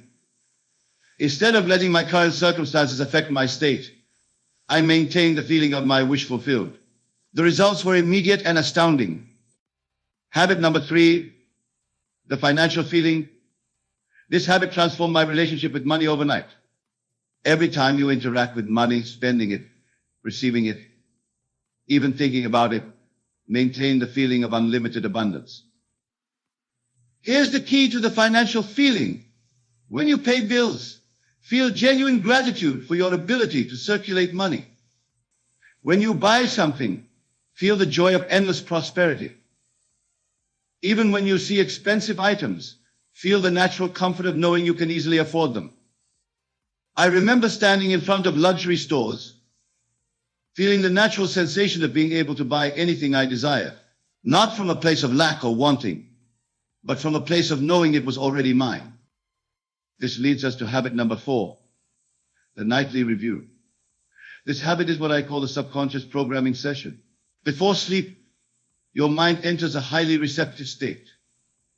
This is when you can implant your desires directly into your subconscious. Lie in bed and replay your perfect day. Not the day you just had, but the day you want to have. Feel yourself waking up in your dream home. Experience the satisfaction of achieving your goals. Feel the joy of your ideal relationships. I would lie there feeling the sensation of closing million-dollar deals, of impacting thousands of lives, of living in complete abundance. I didn't just imagine these scenes, I felt them with every fiber of my being. The 5th habit is what I call the identity shift. This is perhaps the most powerful of all. Instead of trying to change your circumstances, you change who you are at the core level. Most people try to change their lives from the outside in. They think if I get more money, a better job, or a perfect relationship, they'll finally become the person they want to be. But that's backwards. You must first become that person in your mind. Feel what it's like to be confident, successful, and fulfilled. Don't ask yourself what you need to do to become successful. Ask yourself what a successful person would do, and then naturally do those things. I remember the exact moment this clicked for me. I stopped trying to become successful and simply assumed the identity of someone who already was. My walk changed, my talk changed, my decisions changed, all naturally, all effortlessly. These 5 habits work together in perfect harmony. The morning mental diet programs your day. The constant state maintains that programming. The financial feeling transforms your relationship with abundance. The nightly review deepens the impression, and the identity shift makes it all permanent. But here's what most people don't understand. These habits aren't about changing your actions. They're about changing your state of consciousness. When your consciousness changes, your actions change automatically. Think about it. How does a wealthy person make decisions?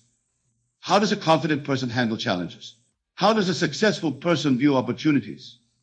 When you assume these states of consciousness, you naturally take the actions that create these results. Let me share with you how these habits create lasting transformation. Most people try to change their lives through willpower and struggle, but that's like trying to push a boulder uphill. These habits work with the natural laws of consciousness. Consider this: every morning when you practice the mental diet, you're actually reprogramming your subconscious mind. Your subconscious doesn't know the difference between what's real and what's vividly imagined with feeling. It simply accepts whatever you impress upon it. I discovered that the key is persistence. When I first started, my logical mind would argue, saying this isn't real. But I persisted in maintaining the feeling of my desired reality. Within days, my external world began rearranging itself to match my internal state. Let me show you how to deepen these habits. With the constant state, you must understand that every moment is an opportunity to reinforce your new reality. When you're standing in line at the coffee shop, feel wealthy. When you're stuck in traffic, feel successful. When you're waiting for an elevator, feel accomplished. I remember catching myself slipping back into old patterns of thought. But instead of fighting these thoughts, I would gently return to my desired state. It's like training a muscle. The more you do it, the stronger it becomes. The financial feeling requires a complete shift in how you view money. Most people feel tension, worry, or lack when dealing with money. You must train yourself to feel relaxed, confident, and abundant in all financial situations. When I began this practice, I would walk into expensive stores and feel completely at home. I would look at luxury cars and feel the natural sensation of ownership.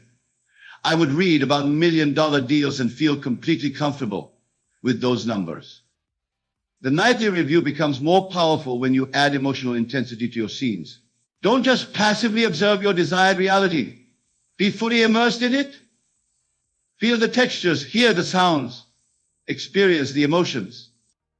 I would spend hours perfecting my scenes, making them more vivid, more real, more alive. The key is to feel the naturalness of your desired state. It shouldn't feel like fantasy. It should feel like memory.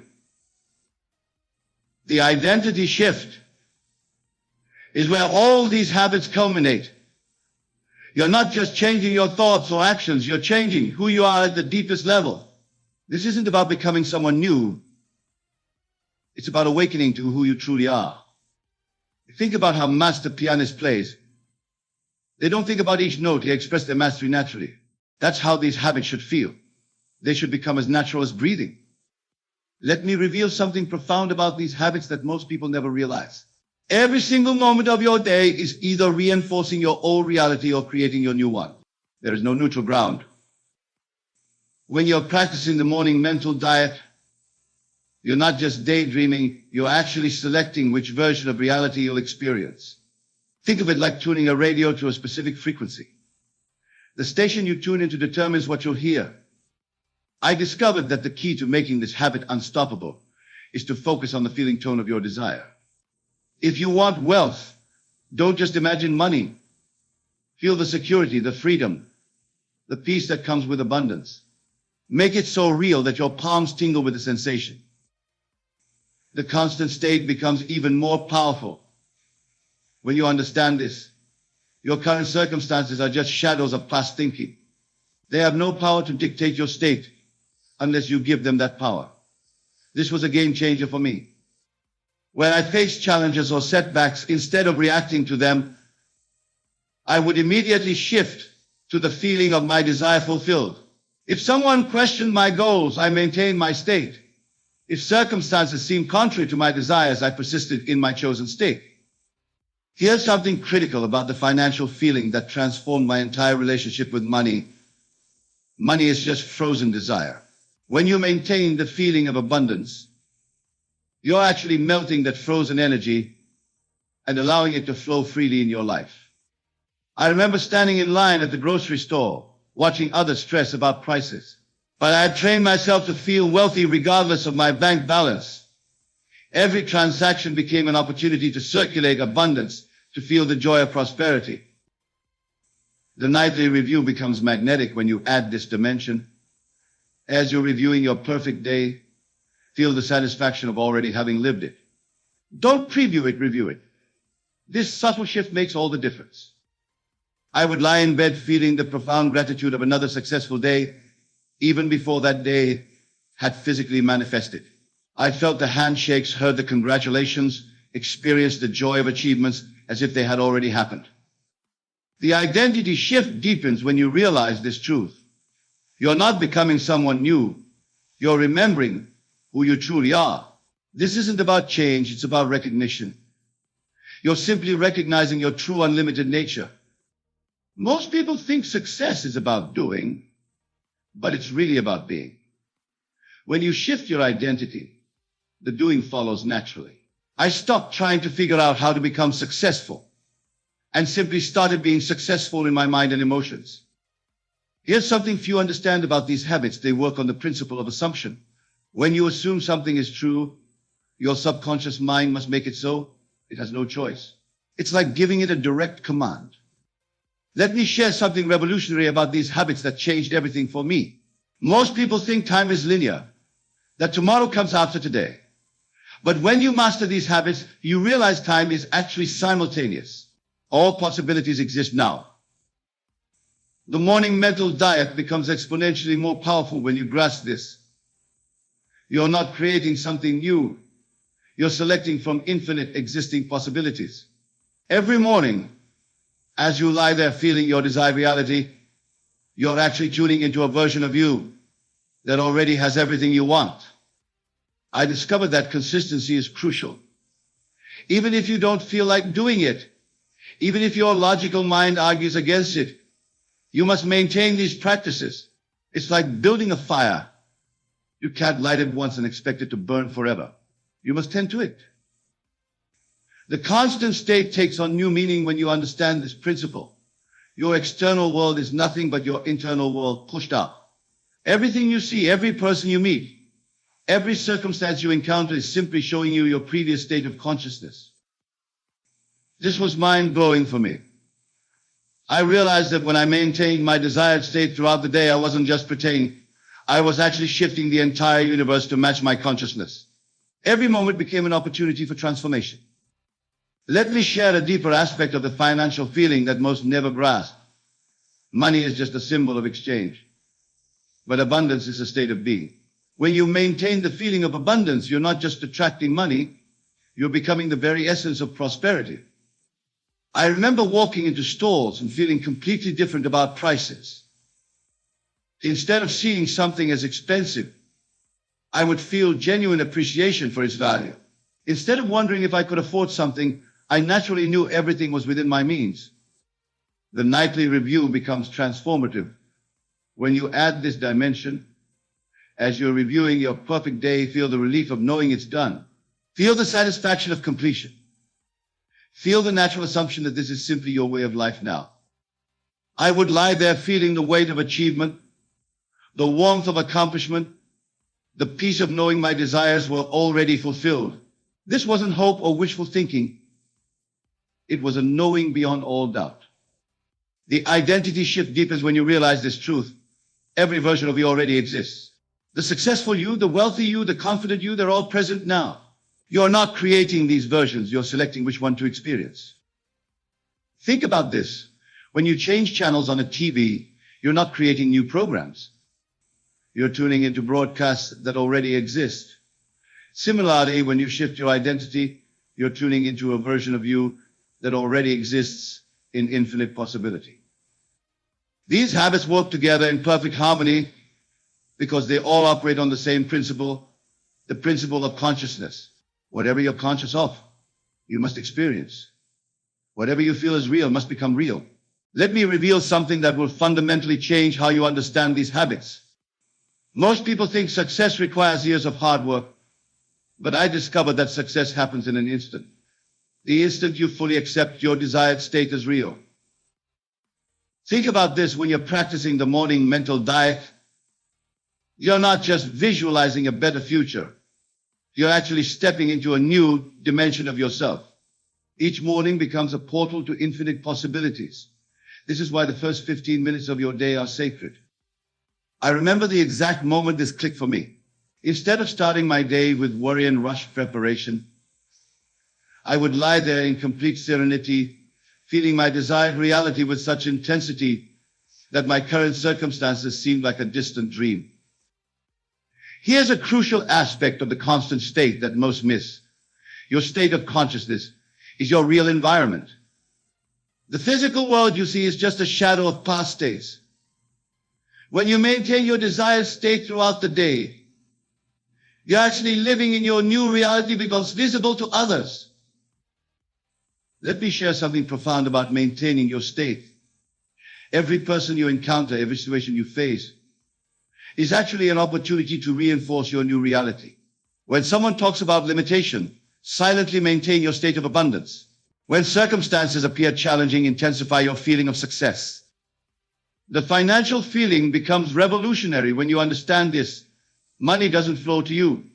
It flows through you. When you maintain the feeling of unlimited abundance, you become a channel for wealth. Every financial transaction becomes a celebration of prosperity. I would look at my bank account with the same feeling regardless of the numbers shown. I would pay bills with genuine joy, knowing that every dollar spent would return multiplied. I would treat myself to quality experiences, maintaining the natural feeling that I could afford anything I truly desired. The nightly review takes on new power when you grasp this. Your subconscious mind is most receptive in the last moments before sleep. This is when you can impress your desires most deeply. It's like programming tomorrow while you sleep. I would create scenes so vivid, so real, that my physical reality seemed like the dream. I would feel the texture of success, hear the sounds of achievement, experience the emotions of fulfillment with such intensity that my subconscious had no choice but to accept them as real. The identity shift becomes unstoppable. When you realize this, you are not your past thoughts, your current circumstances, or your future hopes. You are pure consciousness capable of assuming any state you desire. This is true power. Most people try to change their lives by changing their actions, but I discovered that when you change your identity, your actions change automatically. You don't have to force yourself to act successful. You naturally do what a successful person would do because you're operating from that state of consciousness. Here's something crucial about these habits. They're not separate practices. They're different aspects of the same truth. The truth that your consciousness is the only reality. Everything else, your body, your environment, your circumstances, is just consciousness pushed out into form. The morning mental diet becomes transformative when you realize this. In those first moments of waking, your brain operates in theta waves, the same state heed by advanced meditators. This is why those 15 minutes are more powerful than hours of affirmations during the day. I remember experiencing this profound truth during these morning sessions. I wasn't just imagining success, I was actually experiencing success at a neurological level. My brain couldn't distinguish between my imagined reality and physical reality, creating new neural pathways of achievement. Here's the deeper aspect of the constant state that changed everything. Every emotion you feel throughout the day is actually a choice. When you understand this, you realize you can choose to feel successful, wealthy, and fulfilled regardless of external circumstances. Think about this. Your current reality is just a shadow of past emotional states. When you maintain your desired emotional state consistently, you're actually creating your future reality. Every moment becomes a point of power, a chance to reinforce your new state of being. The financial feeling transforms when you grasp this principle. Money is just crystallized consciousness. When you maintain the feeling of abundance, you're actually altering the energy field around you. This is why opportunities seem to appear out of nowhere when you master this habit. I discovered that every financial transaction is actually an energy exchange. When I bought coffee, paid rent, or made any purchase, I maintained the feeling that I was circulating abundance, not losing money. This subtle shift created a constant flow of prosperity in my life. The nightly review becomes magical when you understand this. Your subconscious mind processes information in symbols and feelings. When you review your perfect day before sleep, you're actually feeding your subconscious mind a new blueprint for reality. I would lie there feeling the satisfaction of closed deals, the joy of achievement, the peace of financial freedom. But here's the key. I wouldn't just imagine these scenes. I would feel them with such intensity that my body responded as if they were actually happening. The identity shift reaches new depths when you realize this truth. Your identity isn't something you create. It's something you select from infinite possibilities. Just as a radio can tune into different stations, your consciousness can tune into different versions of you. This understanding transformed how I approach change. Instead of trying to become something new, I simply tuned into the version of me that already had everything I desired. The struggle disappeared, replaced by a natural assumption of my chosen state. Here's something profound about these habits. They work on the principle of resonance. Whatever state you maintain consistently becomes your dominant frequency, and the universe must respond by bringing you experiences that match that frequency. The morning mental diet becomes even more crucial. When you understand this, those first 15 minutes are actually programming the quantum field. When you feel your desired reality with intensity, you're not just affecting your mind, you're reorganizing the very fabric of reality. I discovered that during these morning sessions, maintaining pure focus is essential. Any doubt, any questioning of how to create static in the quantum field. The key is to feel with such completeness that questions become irrelevant. You simply know it's done. Here's something profound about the constant state that if you understand every moment of your day is a choice point in quantum reality. Each time you maintain your desired state despite contrary evidence, you're actually collapsing quantum possibilities into your chosen reality. Think about this. When you're in line at a store, sitting in traffic, or facing any situation that would normally trigger negative emotions, you have a quantum opportunity. By maintaining your desired state, you're actually selecting which parallel reality you'll experience next. The financial feeling becomes extraordinary when you grasp this principle. Money is just frozen time and energy. When you maintain the feeling of unlimited abundance, you're actually altering the quantum field that governs financial flow. I remember walking past expensive stores, looking at luxury items, and feeling complete ownership, not from a place of wanting, but from a place of having. This wasn't pretense, it was selecting from infinite quantum possibilities the reality where these things were already mine.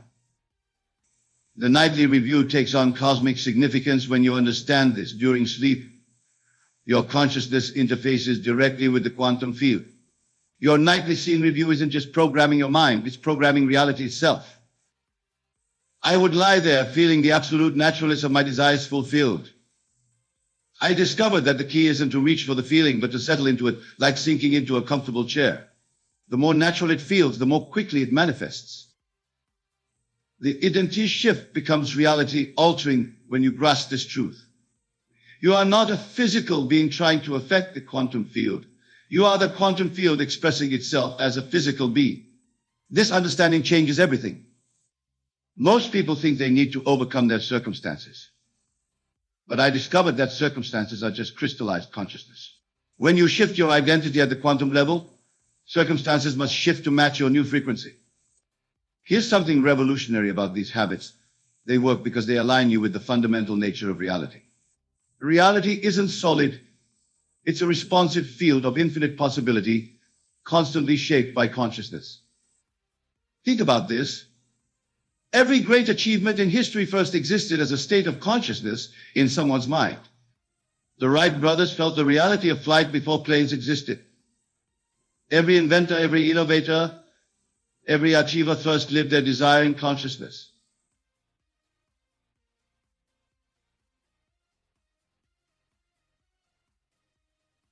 When you awaken in the morning, before you engage with the outer world of shadows and effects, there exists a golden opportunity.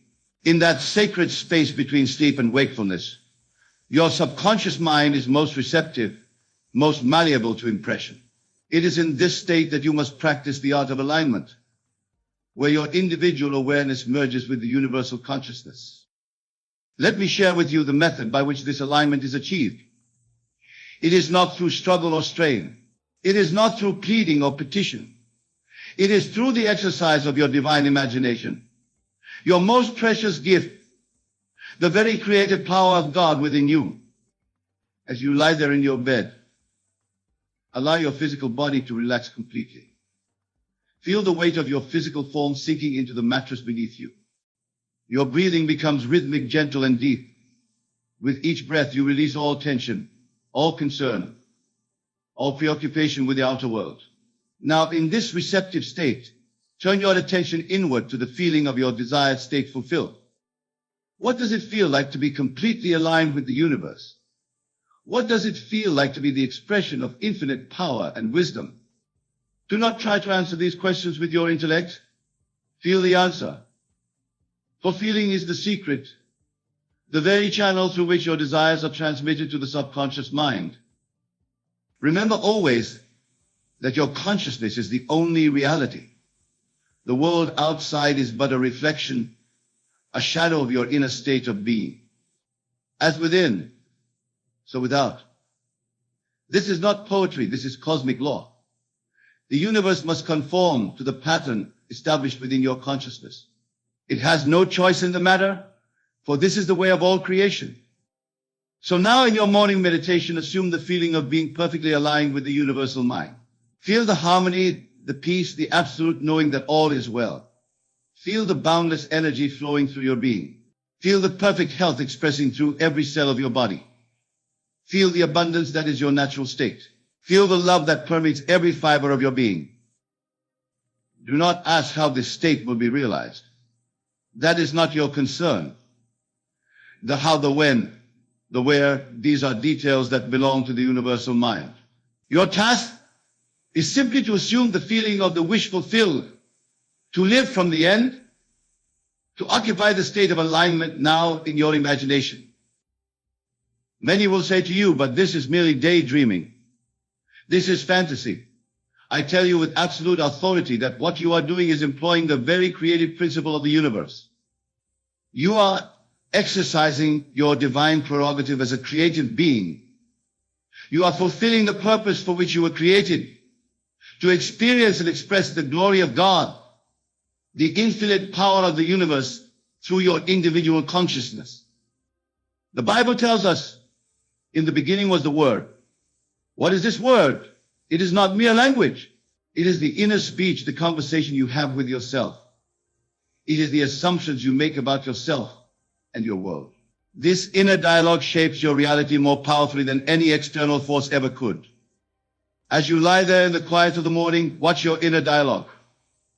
What are you saying to yourself? What assumptions are you making? Are you telling yourself stories of limitation, of lack, of separation from the good you desire? Or are you assuming the tone, the feeling, the conviction of one who is perfectly aligned with universal abundance? Speak to yourself from the end. Use your inner speech to congratulate yourself on your perfect alignment with the universe. Feel the gratitude that naturally arises when you recognize that all you have desired is already yours in the invisible realm of pure potential. I am so grateful to be perfectly aligned with the universe. How wonderful it is to feel this harmony with all of life. I am the expression of infinite intelligence and power. Everything I need comes to me easily and effortlessly. These are not affirmations to be repeated mechanically. They are states to be felt, to be occupied, to be lived from. Feel their reality, know their truth. Be the embodiment of these statements in your imagination. The ancient wisdom declares, be still and know that I am God. This stillness is not merely the absence of physical movement.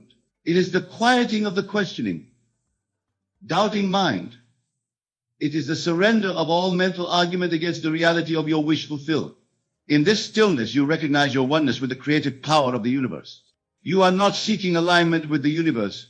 You are acknowledging the alignment that has always existed. I recall a letter I received from a dear friend who practiced this morning meditation faithfully for 30 days. She wrote to me, Neville, I cannot express the transformation that has occurred in my life. I began by simply feeling grateful for my perfect alignment with the universe each morning for just 10 minutes. I didn't force it. I just allowed the feeling to envelop me completely. Within days, opportunities began to present themselves that I could never have arranged through conscious effort. People came into my life bearing gifts that corresponded exactly to my inner needs. Challenges that had once seemed insurmountable dissolved before my eyes. And most remarkably, a profound peace has settled over my entire being. A peace that remains undisturbed, even amidst the most chaotic circumstances.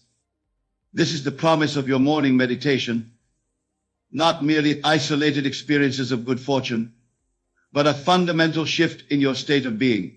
You move from seeing yourself as a separate entity struggling against the universe to knowing yourself as the very channel through which the universe expresses its infinite potential. Now let us explore more deeply what it means to align with the universe. It is not about becoming something you are not. It is about remembering something you have always been. It is about dropping the illusion of separation and reclaiming your rightful place as a creative center in the cosmic drama. When you truly align with the universe in your morning meditation, you are not merely affecting your day ahead. You are altering the entire trajectory of your life. You are establishing a new pattern in consciousness that must, by law, externalize itself in your experience. This is why consistency in your practice is so crucial. Each morning that you assume the feeling of alignment, you strengthen the pattern until it becomes your dominant state, your natural way of being. Many approach manifestation as a technique for getting things. But I tell you, when you align with the universe, you transcend the getting of things. You become the source from which all things flow. You shift from a consciousness of want to a consciousness of abundance. The difference is profound. In the consciousness of want, You are perpetually seeking, perpetually striving, perpetually affirming your separation from that which you desire. In the consciousness of abundance, you rest in the knowledge that all is well, all is provided, all is unfolding perfectly according to the divine pattern established in your imagination. As you practice your morning meditation, you may notice thoughts of doubt arising. How can this be true? How can my mere imagination create reality? How can I be aligned with a universe that seems so often to oppose my desires? These questions stem from the limited perspective of the conditioned mind. They arise from a lifetime of accepting appearances as reality. Do not fight these thoughts. Do not struggle against them. Simply observe them with detachment, knowing that they are merely the dying gasps of an old consciousness. Then gently return to the feeling of your wish fulfilled, the feeling of perfect alignment. This is not denial of the current conditions, it is transcendence of them. You are not ignoring reality, you are creating it.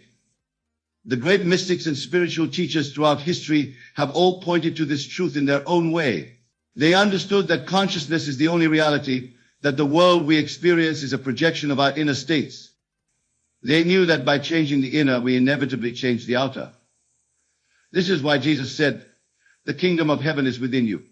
This is why Buddha declared, "All that we are arises with our thoughts." This is why the Upanishads proclaim, "You are that." They were all expressing the same fundamental truth from different perspectives.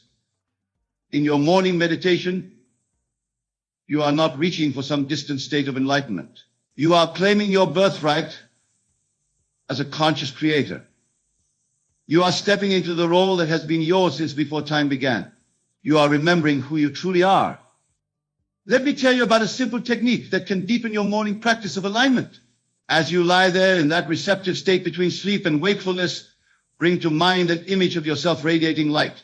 See this light extending outward from your heart center, filling your entire body, then extending beyond the boundaries of your physical form to encompass your room, your home, your neighborhood, your city, your country, the entire planet, the solar system, the galaxy, and ultimately the entire universe. As you visualize this expansion of life, feel the boundaries of your individual self dissolving. Feel yourself becoming one with all that is. Feel the rhythm of your breathing synchronizing with the rhythm of all life. Feel your heartbeat as one with the cosmic pulse. In this state of expanded awareness, there is no separation, no division, no me and the universe. There is only the one consciousness expressing itself through countless forms. This is true alignment, not the connecting of two separate entities, but the recognition of an existing oneness. From this state of awareness, make your declarations of truth. Speak to yourself with the authority of one who knows their divine nature. Your words now carry the creative power of the universe itself. I am the universe expressing itself as this unique center of awareness. Through me, infinite potential takes form in the world of effects. I move through my day in perfect harmony with all of life. Every circumstance I encounter serves my highest good and the highest good of all. Feel the truth of these statements. Let them resonate in every cell of your being. Let them reshape your perception of yourself and your world. This is not self-deception. This is awakening to the true nature of reality. Now, I wish to address a question that often arises: how long should I practice this morning meditation? The answer is not measured in minutes or hours, but in the achievement of a particular state of consciousness. You continue until you feel the absoluteness of your alignment with the universe. You continue until all sense of effort dissolves and you rest in the natural state of union. For some, this may occur in 5 minutes. For others, it may require 30 minutes or more. The duration is less important than the quality of your consciousness during the practice. Remember also that this morning meditation, while powerful in itself, is meant to establish a foundation for your entire day. The state of alignment you achieve upon awakening should be maintained to the best of your ability throughout all your activities. This does not mean you must remain in deep meditation as you go about your business. It means that you carry the feeling of alignment, the awareness of oneness, into every moment, every interaction, every circumstance you encounter. When challenges arise, as they inevitably will in this world of duality, return to the feeling of alignment. Remember who you truly are. Remember the truth you acknowledged in your morning practice. This constant remembrance is the secret to living a life of harmony, abundance, and joy. Many spiritual seekers make the mistake of compartmentalizing their spiritual practice. They meditate in the morning, then return to a consciousness of separation, struggle, and limitation throughout the day. They wonder why their manifestations are inconsistent, why their good seems to come and go. The answer lies in the consistency of their state of consciousness. The universe does not respond to occasional alignment. It responds to your dominant mental and emotional state. This is why your morning meditation is so crucial. It establishes the tone for your day. It anchors you in the consciousness of oneness and abundance before the distractions and challenges of daily life can pull you back into the illusion of separation. It reminds you of your true identity as a divine being, as the very creative power of the universe individualized in human form. I want to share with you a profound insight that was revealed to me during my own spiritual journey. The alignment you seek with the universe is not something to be achieved, it is something to be revealed. The alignment already exists in a natural state. What obscures this natural state are the accumulated beliefs, judgments, and misperceptions that constitute the conditioned mind. Your morning meditation, therefore, is not a process of creating alignment, but of removing the obstacles to the awareness of alignments. It is a clearing away of the fog that obscures the ever-present sun of your divine nature. This understanding transforms your practice from an effortful striving to a gentle surrender, from doing to being, from seeking to finding. As you lie there in the morning, simply allow yourself to be. Allow the accumulated tensions of a lifetime to melt away. Allow the persistent doubts to dissolve in the light of awareness. Allow the truth of your being to reveal itself naturally, effortlessly. This allowance, this surrender, is the secret key that unlocks the door to cosmic alignment. I recall a gentleman who attended my lectures regularly but struggled with the concept of effortless manifestation. He would tell me, "Neville, I am working so hard at this. I meditate every morning. I affirm my oneness with the universe. I visualize my desires like intensity I can muster. But nothing changes." I asked him to describe his experience during meditation. As he spoke, it became clear that his entire practice was characterized by strain, by an underlying belief that he needed to make something happen. I suggested that for 1 week, he abandon all technique, all effort, all striving. I asked him to simply rest in the awareness of being for 10 minutes each morning. No affirmations, no visualizations, no attempting to create a particular state. Just being present with whatever arose in his awareness, without judgment or resistance.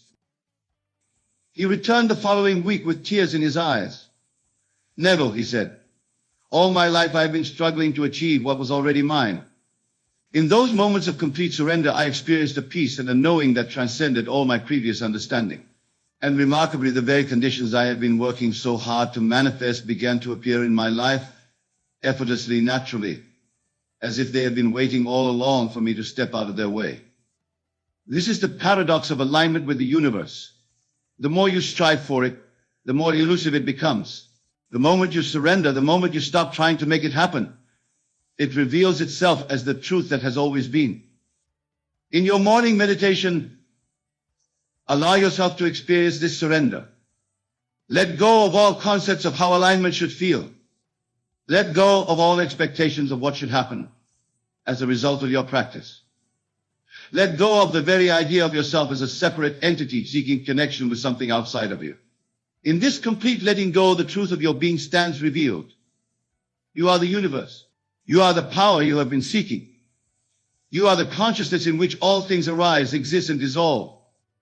This understanding liberates you from the endless cycle of seeking and striving. It places the power of creation where it has always been, within you as you. From this recognition, you create your reality not through force or manipulation, but through the natural expression of your true nature. Just as the sun does not strain to shine, you do not strain to create. Creation flows through you as the natural activity of the universal consciousness that you are.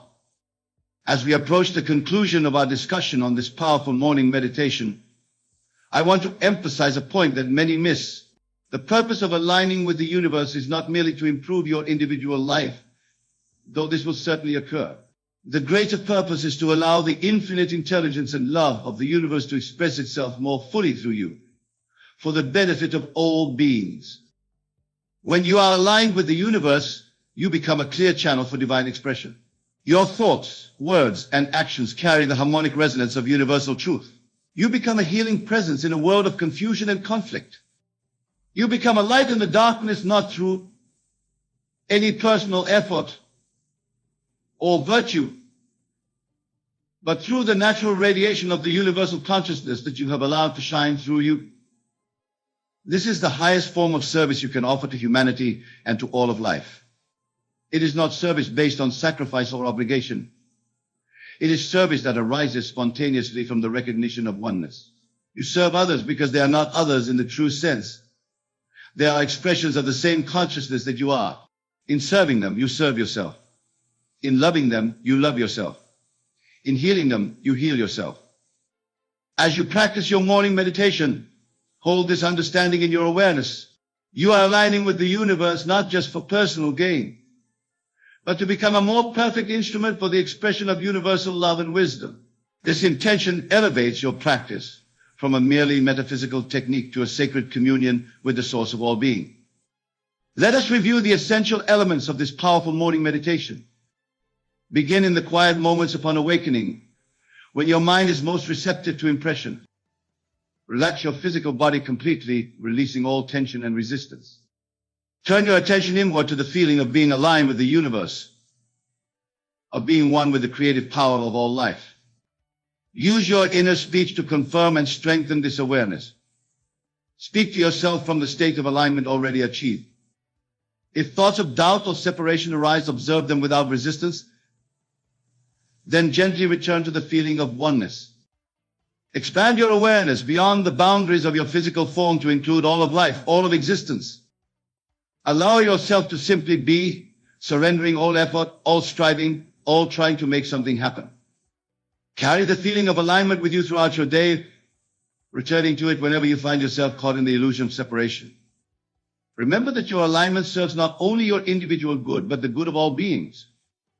Practice this meditation with consistency, understanding that you are establishing a new pattern in consciousness that will transform every aspect of your experience. My dear friends, what I have shared with you is not merely a technique or a method. It is a remembrance of the truth of your being. It is an invitation to reclaim your divine heritage as a creative center in the cosmic drama. It is a call to awaken from the dream of separation and limitation to the reality of oneness and infinite potential. The universe is not waiting for you to align with it. The universe is waiting for you to recognize that you are it, individualized in human form for the purpose of creation and experience.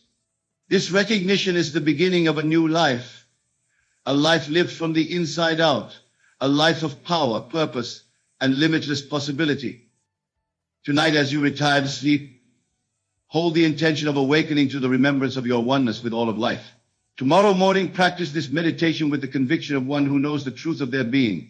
And throughout all your tomorrows, live from this truth, express this truth, be this truth. The Bible declares, I and my Father are one. This is not a statement of union between separate entities. It is a declaration of identity, of sameness.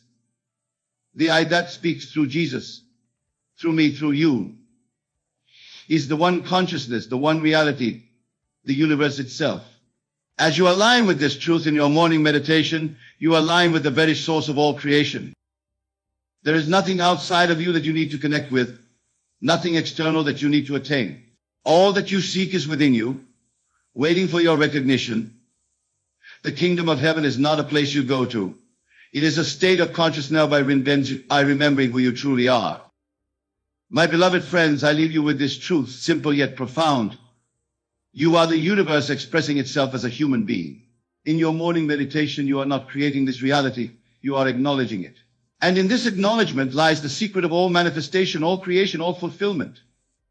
Let this be your contemplation as you enter the silence of your being. Let this be the foundation of your life as you move through each day.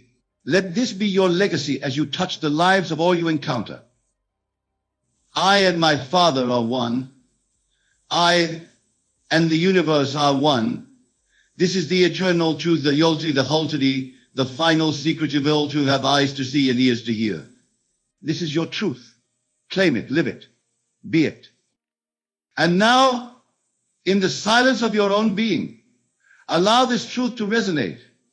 Allow it to transform your perception of yourself and your world. Allow it to reveal the glory that has been yours since before time began. In this alignment with the universe, all things are possible. All good is available. All love is present. All wisdom is accessible. For you are that which you seek. You are the answer to your every question. You are the fulfillment of your every desire. Rest in this knowledge. Live from this awareness and watch as the universe, which is none other than your expanded self, brings forth the manifestation of your highest vision, your noblest purpose, your greatest joy. The universe is not something to align with, it is something to remember that you are. In this remembrance is freedom. In this remembrance is power. In this remembrance is the peace that passes all understanding. Be still and know that you are God. Be still and know that you are the universe. Be still and know the truth that sets you free. My dear wonderful friends, tonight we will explore one of the most powerful yet misunderstood principles in the art of manifestation, the divine law of silence and selective association. Many of you have come to me asking, Neville, why do my manifestations sometimes fail? Or why do things seem to fall apart just when they're about to succeed? Tonight I will share with you a profound truth that will transform your understanding of the law. Let me begin by telling you why silence is not merely the absence of speech, but the very foundation of your creative power. In Scripture we read, "Be still and know that I am God." This stillness, this divine silence, is not a mere suggestion. It is the very secret of creation itself. Consider how God created the world. Did He announce His intentions to anyone? Did He seek validation or approval? No, my dear friends, in the depths of silence, in the quiet of His own being. He spoke the words, "Let there be," and it was done. This is your pattern. This is your blueprint. Iron Metal came to me in New York. She had been trying to manifest a specific position in her company, a position that seemed impossible to obtain given her current status. She had told everyone about her desire, seeking advice, validation, and support. For months, nothing happened. Then she heard this principle of silence and everything changed. She did something remarkable. She cut off all discussion of her desire. She stopped seeking opinion, stopped announcing her intentions, and most importantly, she went into what I call the sacred silence. Within 3 weeks, not only was she offered the position she desired, but she was offered an even better one she hadn't even imagined possible. You see, when you speak of your desires to others, you are diffusing your creative power. Every time you discuss your intentions, you are releasing the pressure of the creative force. That should be building within you. It's like puncturing a balloon before it's fully inflated. The air escapes and the balloon never reaches its intended form. Let me share with you what I call the law of sacred silence. This law states that every desire has its own gestation period, just as every seed has its own time of growth. When you plant a seed in the ground, you dig it up every day to check its progress. You tell everyone about the seed you've planted and ask their opinion on whether it will grow. Of course not. You plant it in the silence of the earth and let it grow undisturbed. Your desires are spiritual seeds, and your consciousness is the soil in which they grow. Every time you speak of your desires to others, you are essentially digging up your seed to show it to the world. How can it grow if you don't give it the silence it needs to take root? But tonight I want to take you deeper than you've ever gone before into understanding why cutting all contacts is equally crucial to your manifestation. This is not about isolation. It's about insulation. Then you must insulate your consciousness from the doubts, fears, and limiting beliefs of others. Consider the story of Noah. Before the flood came, he was instructed to enter the ark and seal it. This is not a historical account, but a psychological drama playing out in consciousness. The ark represents your consciousness, and sealing it represents cutting off contact with all that would disturb your assumption of the wish fulfilled. Many of you maintain relationships and connections that constantly pull you back into old states of consciousness. Try to rise to a new level of being while staying connected to those who know you as you were, not as you desire to be. This is like trying to fly while keeping your feet chained to the ground. Let me tell you about a student of mine who understood this principle perfectly. He desired to move from poverty to wealth, but he realized that his daily associations were keeping him anchored in the consciousness of lack. His friends, though well-meaning, constantly spoke of limitations, of how difficult it was to make money, of how the economy was against them. He made a bold decision. He temporarily cut all contacts that reinforced the old state of poverty consciousness. He didn't do this unkindly or abruptly, but he quietly withdrew from circles that kept him tied to the old state. Instead of spending evenings discussing lack with his usual companions, he went into silence and lived in the assumption of his wish fulfilled. The results were extraordinary.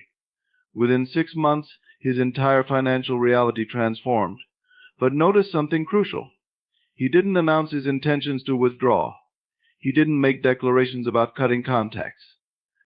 He simply did it, in silence, with the same naturalness with which you would close the door to keep out the cold.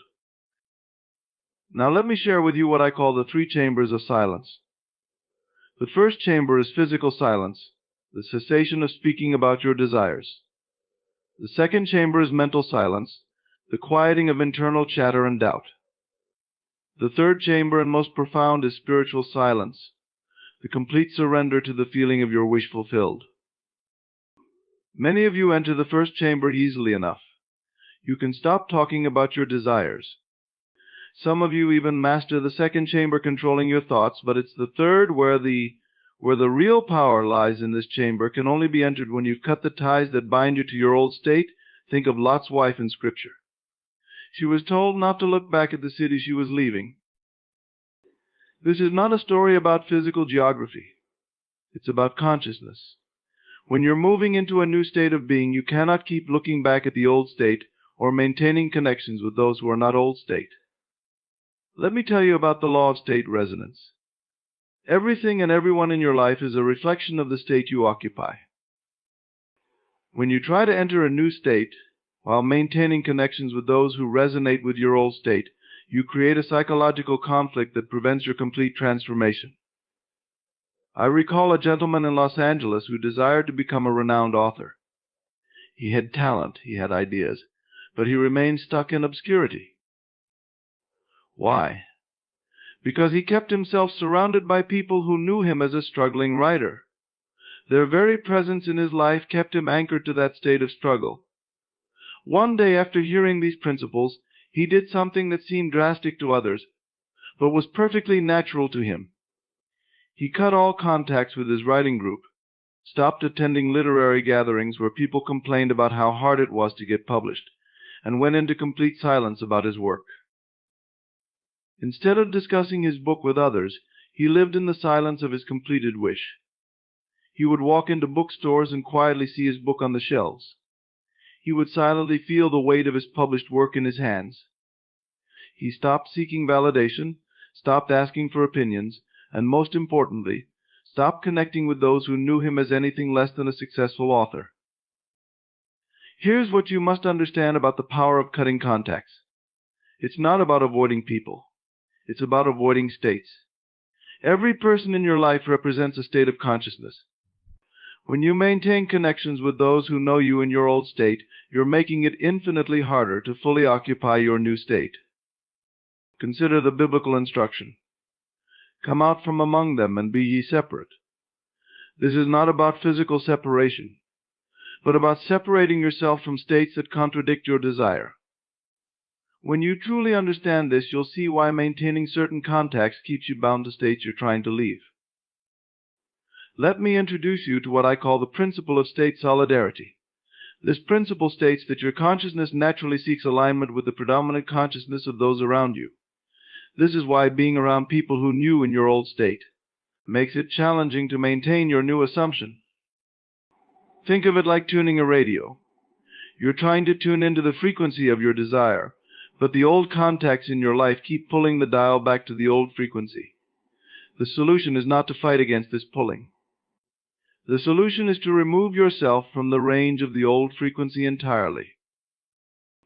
Now, some of you might be thinking, but Neville, Isn't it selfish to cut contacts with people? Let me tell you something profound. You're not cutting contact with people. You're cutting contact with states. When you successfully establish yourself in your new state, you'll find that some of these people will either transform with you or naturally fall away. Let me share with you what I call the law of silent transformation. When a caterpillar enters its cocoon, it doesn't announce its transformation. It doesn't seek approval from other caterpillars. It doesn't maintain connections with its caterpillar life in perfect silence. In complete isolation, it undergoes its magnificent transformation. This is your pattern. When you're transforming into a new state of consciousness, you must enter your own psychological cocoon. This is why silence and cutting contacts are not just helpful suggestions. They are spiritual imperatives. I remember a woman in my New York lectures who desired marriage. She had been dating for years, constantly discussing her relationships with friends, always seeking advice, always maintaining connections with people who knew her as the single friend. She was constantly in what I call the state of seeking. After learning these principles, she did something revolutionary. She cut all contacts with her dating circles, stopped discussing relationships entirely, and withdrew from the constant social commentary about her love life. Instead, she went into complete silence and lived in the assumption of being happily married. Her friends thought she had become antisocial. Some even criticized her for withdrawing, but she understood something they didn't. She couldn't become the woman she desired to be while maintaining connections that kept her in the state of seeking. Here's what you must understand about the power of silence. It's not merely the absence of noise, it's the presence of power. When you go into silence about your desires, when you cut contacts with those who know you as you are creating a vacuum in consciousness. And nature abhors a vacuum? Let me introduce you to the 4 stages of silent creation. The first stage is recognition, recognizing that your current contacts and conversations are keeping you bound to your old state. The second stage is withdrawal, quietly removing yourself from environments and relationships that reinforce the old state. The third stage is silence, maintaining complete silence about your transformation. The fourth stage is emergence, naturally revealing your new state once it's fully embodied. Most people fail because they try to skip stages. They recognize the need for change, but maintain all their old contacts. They try to withdraw, but keep announcing their withdrawal. They attempt silence, but keep checking if it's working. Remember, a seed doesn't grow faster because you keep checking on it. Consider Joseph in Scripture. When he received his dream of greatness, did he maintain connections with those who knew him as a slave? No, he was separated from all his old contacts, placed in what appeared to be adverse circumstances. But these very circumstances were preparing him for his transformation. This brings us to what I call the principle of sacred separation. Just as a pregnant woman carries her unborn child in the silence and privacy of her jatsam, you must carry your desire in the silence and privacy of your consciousness. Every time you discuss it, every time you maintain contact with those who doubt it, you're exposing your unborn desire to harmful elements. Let me tell you about a businessman who came to me in desperate circumstances. His company was failing, and he had been constantly discussing his problems with everyone who would listen.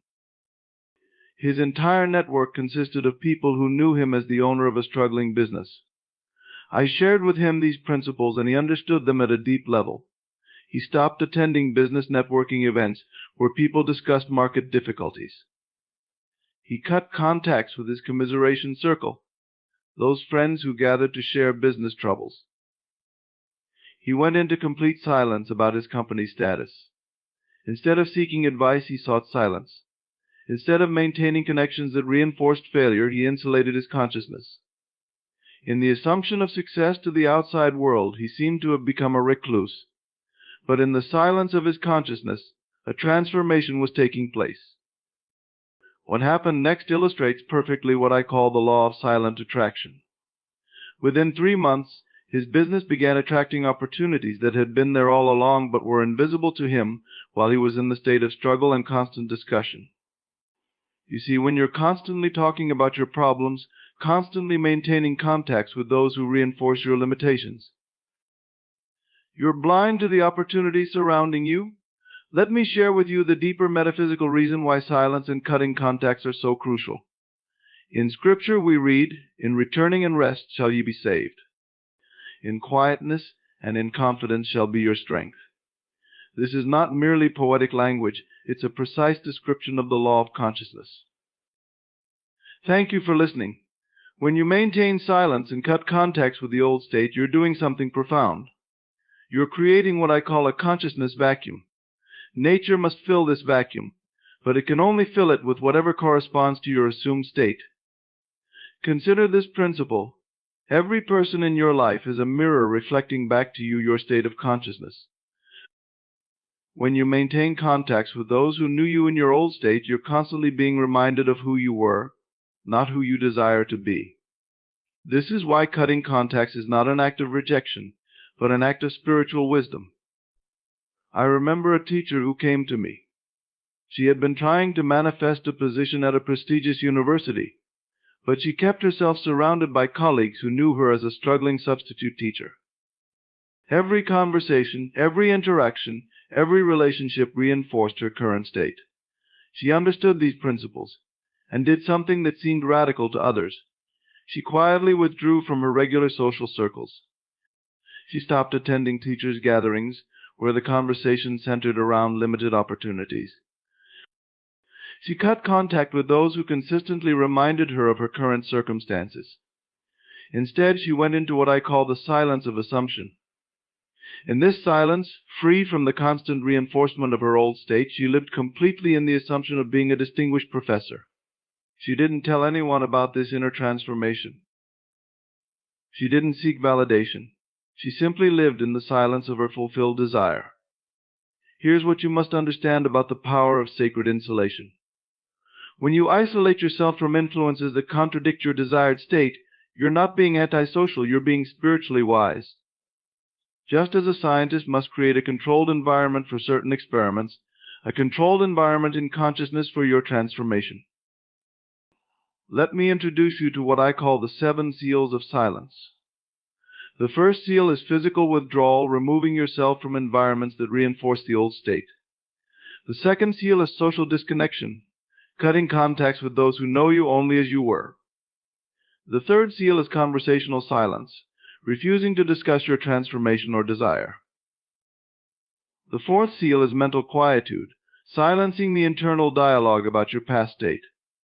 The fifth seal is emotional stillness, maintaining calm confidence in your assumption. The sixth seal is spiritual insulation, protecting your consciousness from doubt and disbelief.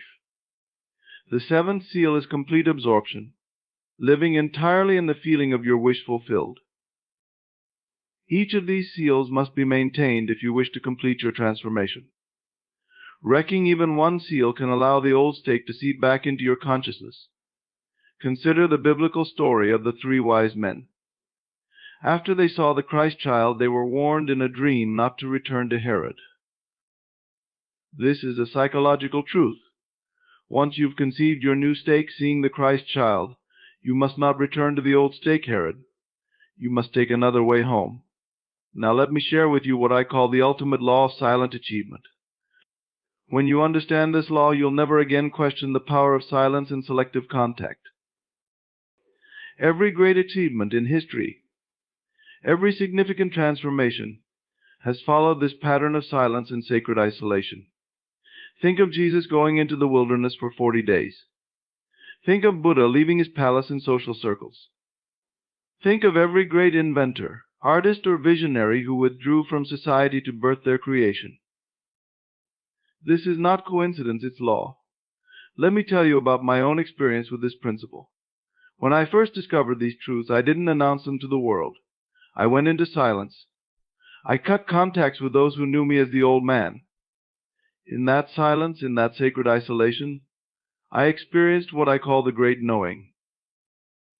Here's what you must do starting tonight.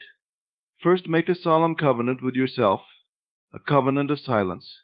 No more discussing your desires, your plans, your transformations with anyone. Second, begin what I call the Great Withdrawal, systematically cutting contacts with those who hold you in your old state. But remember, this is not about physical isolation, it's about state isolation. You're not rejecting people, you're rejecting states of consciousness that no longer serve your transformation. I'll share with you the 5 commands of silent power. Thou shalt not speak of thy desire to anyone. Thou shalt cut all contacts that anchor thee to the old state.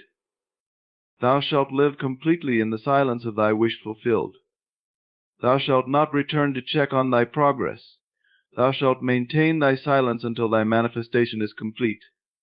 These commands are not suggestions, they are spiritual laws that must be obeyed if you wish to transform your reality. Consider this final principle I call the law of silent emergence. Just as a butterfly emerges from its cocoon, only when its transformation is complete, you should only re-emerge into the world, when your new state is fully embodied. Let me tell you about the 3 signs of complete transformation. First, when your new state feels more natural than your old state. Second, when maintaining silence requires no effort. Third, when your old contacts naturally fall away or transform to match your new state. Remember, my dear friends, that silence is not the absence of sound, it's the presence of power. Cutting contacts is not the absence of relationship. It's the presence of spiritual wisdom. As we conclude tonight's talk, I want to leave you with this final truth. Your world is your consciousness pushed out. Every person, every circumstance, every condition in your life is there because of the state you occupy. When you change your state in silence, when you cut contacts with the old state, you automatically change your world. Go forth now in doubt, not in fear, but in the absolute knowing that as you maintain your silence, as you cut contacts with the old state, your transformation must manifest. It's law. Remember these words from Scripture. Be still and know that I am God. This stillness, this silence, this sacred isolation, this is your path to transformation. And now, my dear wonderful friends, as we close this evening, take with you this solemn truth. Your silence is your power. Your withdrawal from the old state is your pathway to the new. Maintain this silence, maintain this sacred isolation, and watch as your world transforms to match your silent assumption. For in the end, it is not in the noise of the world, but in the silence of your consciousness that all things are created. It is not in maintaining old contacts, but in sacred isolation, that transformation occurs. Go now in silence and confidence in the absolute knowing that what you desire is already yours. For in consciousness all things are possible to him who believes and maintains the silence of that belief. Good night and God bless you all. What if I told you that everything you've ever dreamed of, wealth, success, and a life of abundance, can become your reality with just the power of your mind? It might sound like magic, but it's not. This is the transformative power of visualization, a practice that has changed countless lives and can change yours too. In this video, we'll uncover the secrets behind the law of assumption, a profound concept taught by Neville Goddard, one of the most influential spiritual teachers of all time. Neville's teachings go beyond the surface of positive thinking. They reveal a step-by-step process to manifest anything you desire by simply assuming it's already yours. Stay with us, because we'll not only explain the fascinating psychology behind this law, but also show you exactly how to use it in your life. From understanding why the mind struggles to distinguish between reality and imagination, to learning how to shift your mindset into wealth consciousness, this video will empower you to take control of your destiny. We'll also share lesser-known insights from Neville's teachings that could be the missing link in your journey to financial freedom. Whether you're new to the law of assumption or looking for deeper clarity, this is your guide to turning your visualizations into reality.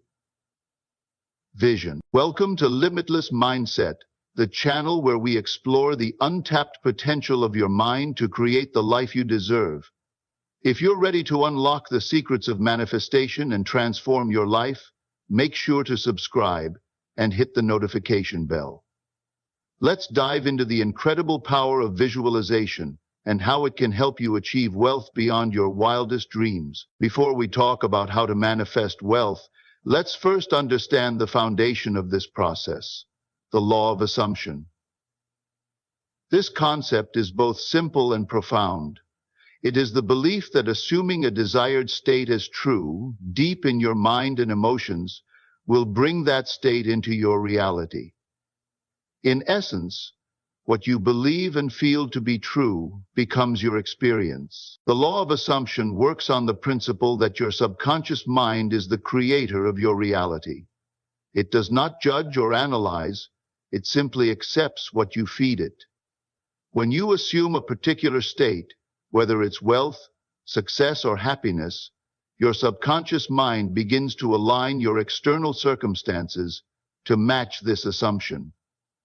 This is why changing your inner world is the key to changing your outer world. Neville Goddard, a pioneer of this teaching, explained that imagination is the most powerful tool we have.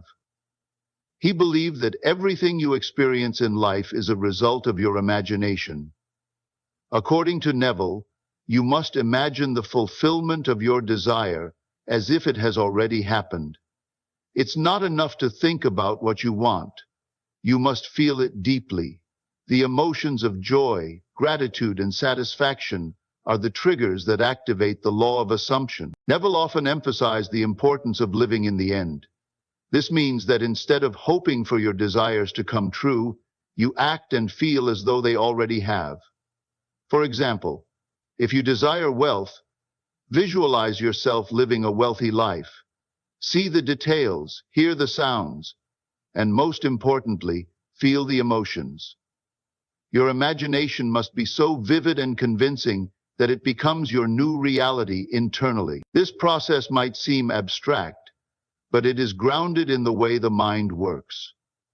The subconscious cannot differentiate between real events and vividly imagined ones. When you persist in assuming and feeling the state you desire, your subconscious begins to reshape your actions, decisions, and circumstances to bring that desire into existence. This is where the magic of the law of assumption truly lies. Before we talk about applying the law of assumption, it's essential to understand one of its most powerful tools, visualization. Visualization is the practice of creating vivid mental images of a desired outcome, allowing these images to influence your thoughts, emotions, and ultimately your reality. It's more than daydreaming, it's a deliberate and focused process designed to reshape your inner world. When it comes to manifesting desires, especially wealth, visualization plays a central role.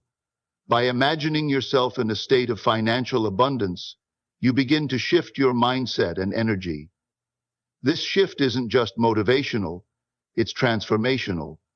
You start to see opportunities where others see obstacles. You approach challenges with confidence instead of fear. Your mental imagery becomes the blueprint for the reality your subconscious mind starts working to create. The psychological basis of visualization is fascinating. Studies have shown that the brain cannot distinguish between real experiences and vividly imagined ones.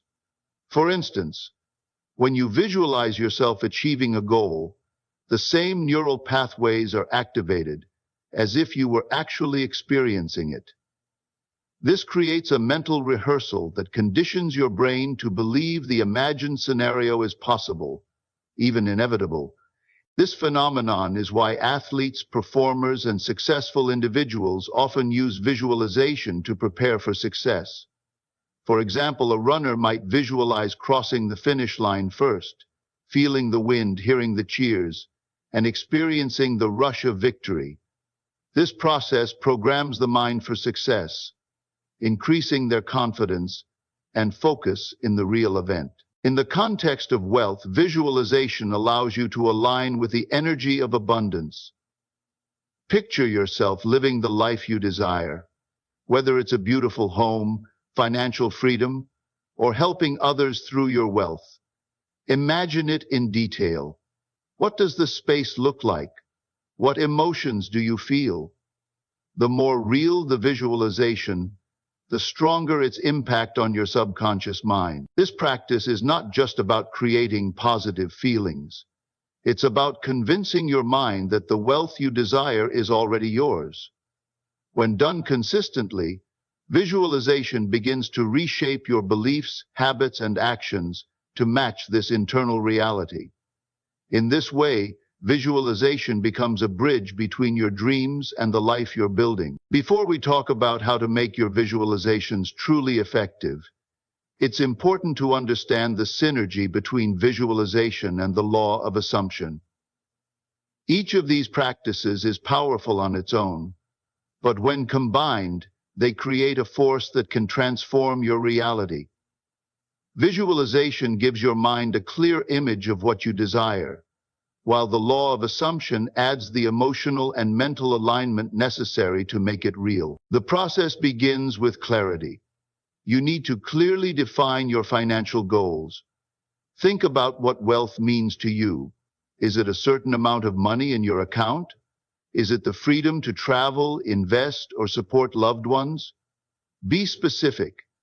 Without a clear goal, your mind has no target to aim for, and the process becomes scattered. Once your goals are defined, bring them to life through visualization. Close your eyes and create a vivid mental picture of your life after achieving these goals. See the details, the environment, the people, the experiences. What does your daily life look like? Engage all your senses. Hear the conversations you would have. Feel the texture of the things around you, and immerse yourself fully in this imagined reality. But visualization is not enough by itself. This is where the law of assumption comes in. While visualizing, assume the feeling of the wish fulfilled. Don't just imagine wealth. Feel what it's like to already be wealthy. Experience the relief, joy, and gratitude that come with financial freedom. This emotional state is what communicates to your subconscious that the desired reality is already true. The key is consistency. Maintaining this assumption is critical. It's not about pretending or forcing yourself to believe. Instead, it's about gently guiding your mind back to this feeling every time doubt or negativity arises. Revisit your visualization often, especially during quiet moments like before sleep or right after waking up, when your mind is most receptive. By combining the vivid imagery of visualization with the emotional alignment of the law of assumption, you create a powerful mental and emotional blueprint. This blueprint influences your thoughts, behaviors, and even the opportunities that come your way, paving the path for your financial goals to materialize. Before we talk about the results of manifesting wealth, let's focus on the practical steps you can take to make this process work in your life. Manifestation isn't just about thinking positively or wishing for change. It's about taking intentional, consistent actions that align your mind, emotions, and energy with your financial goals. The first step is to set clear financial intentions. Be specific about what you want to achieve. Instead of saying, "I want to be rich," define the exact amount of money you want to have, the lifestyle you wish to live, or the financial milestones you want to reach. Clarity provides direction and gives your subconscious mind a clear goal to focus on. Once your intentions are set, daily visualization practices become essential. Start with meditation to calm and focus your mind. Find a quiet place where you can close your eyes and visualize your financial goals vividly. Imagine your bank account showing the exact balance you desire. See yourself living in the home you've always dreamed of, or driving the car you want. Feel the emotions of joy and gratitude as if these goals are already part of your life. Vision boards are another powerful tool to reinforce your visualization. Gather images, words, and symbols that represent your wealth goals and create a visual collage. Place this board where you can see it daily, and spend a few moments each day focusing on it. This keeps your intentions fresh and strengthens your mental alignment. Affirmations are also vital for reprogramming your beliefs. Use positive, present tense statements like, I am financially free, or I attract wealth effortlessly. Repeat these affirmations during your visualization sessions or throughout your day to reinforce your belief in your financial abundance. Gratitude is the final step in aligning with abundance. Take time every day to express thanks for the wealth you already have, no matter how small it may seem. Gratitude shifts your focus from lack to abundance, opening your mind and emotions to receive even more. By integrating these practical steps into your daily life, you create a routine that strengthens your belief in wealth, aligns your energy with abundance, and directs your actions toward achieving your financial goals. Before we talk about the rewards of manifesting wealth, it's important to recognize some common pitfalls that can derail the process. Manifestation, especially when applying the law of assumption, requires patience, belief, and focus. Understanding these challenges and knowing how to overcome them is key to staying on track. One of the most common mistakes is doubting the process. It's natural for skepticism to creep in, especially when you don't see immediate results. This doubt can weaken your efforts and send conflicting messages to your subconscious mind. The key is to remind yourself that the process works in its own time. Trust that the seeds you are planting through visualization and assumption will eventually grow. Another pitfall is impatience. Many people start with excitement, but quickly lose faith when results don't show up as quickly as they hoped. Manifestation is not a quick fix. It's a transformation of your inner world that gradually reflects in your outer reality. To counter impatience, focus on the small shifts you notice. Celebrate every step forward, no matter how minor it may seem, and remember that persistence always pays off. Focusing on your current undesirable reality is another trap that can block progress.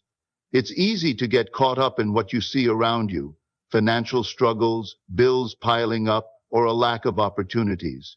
However, dwelling on these circumstances reinforces them in your subconscious. Instead, shift your attention to the reality you're creating. Use your visualization and affirmations to stay anchored in the state of abundance, to maintain faith and persistence. Build habits that support your journey. Create a routine of daily visualization and affirmations, and surround yourself with reminders of your goals like a vision board or inspirational quotes. Journaling can also help you track your progress and reinforce your belief in the process. When doubt or impatience arises, take a moment to pause and realign.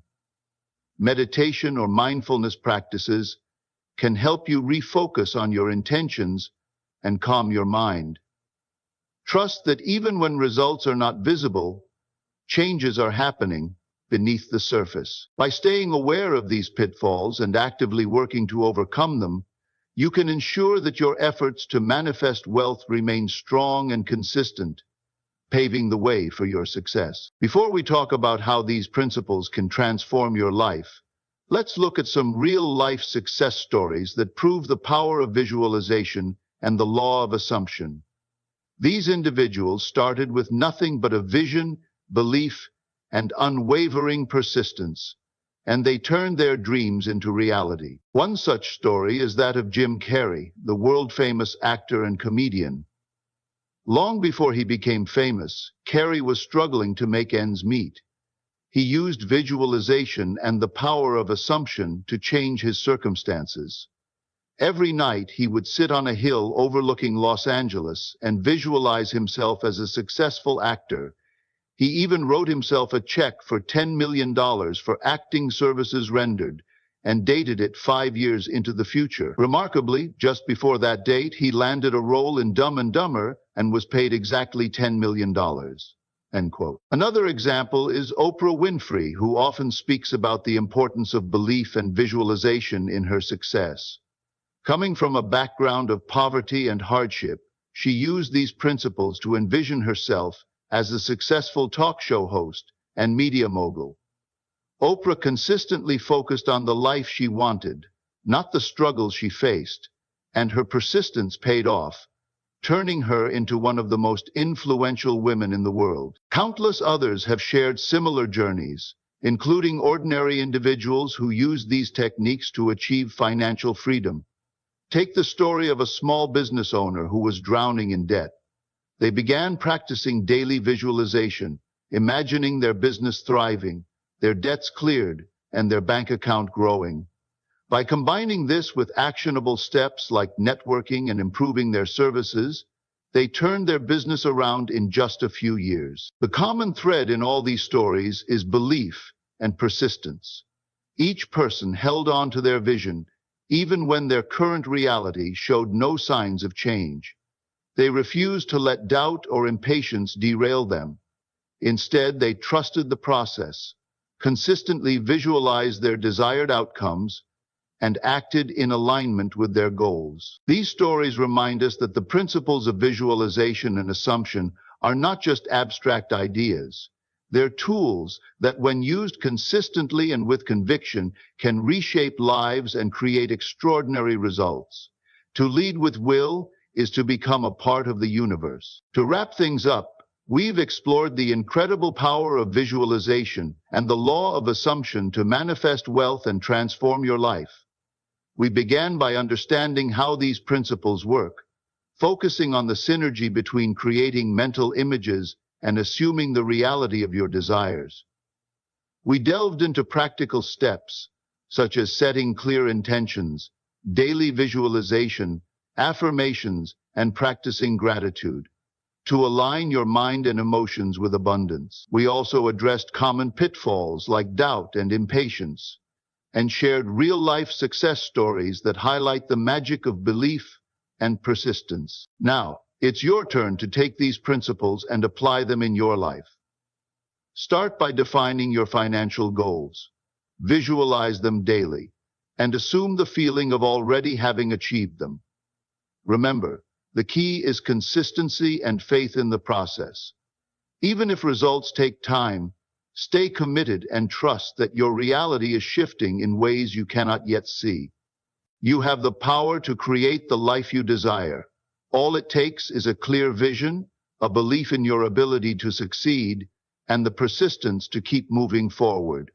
Visualize, assume, and manifest your wealth into reality. If you found this video inspiring, give it a thumbs up and share it with others who might benefit from this knowledge. Don't forget to subscribe to Limitless Mindset for more insights on unlocking the full potential of your mind. Together, let's create lives of abundance and fulfillment. Thank you for watching.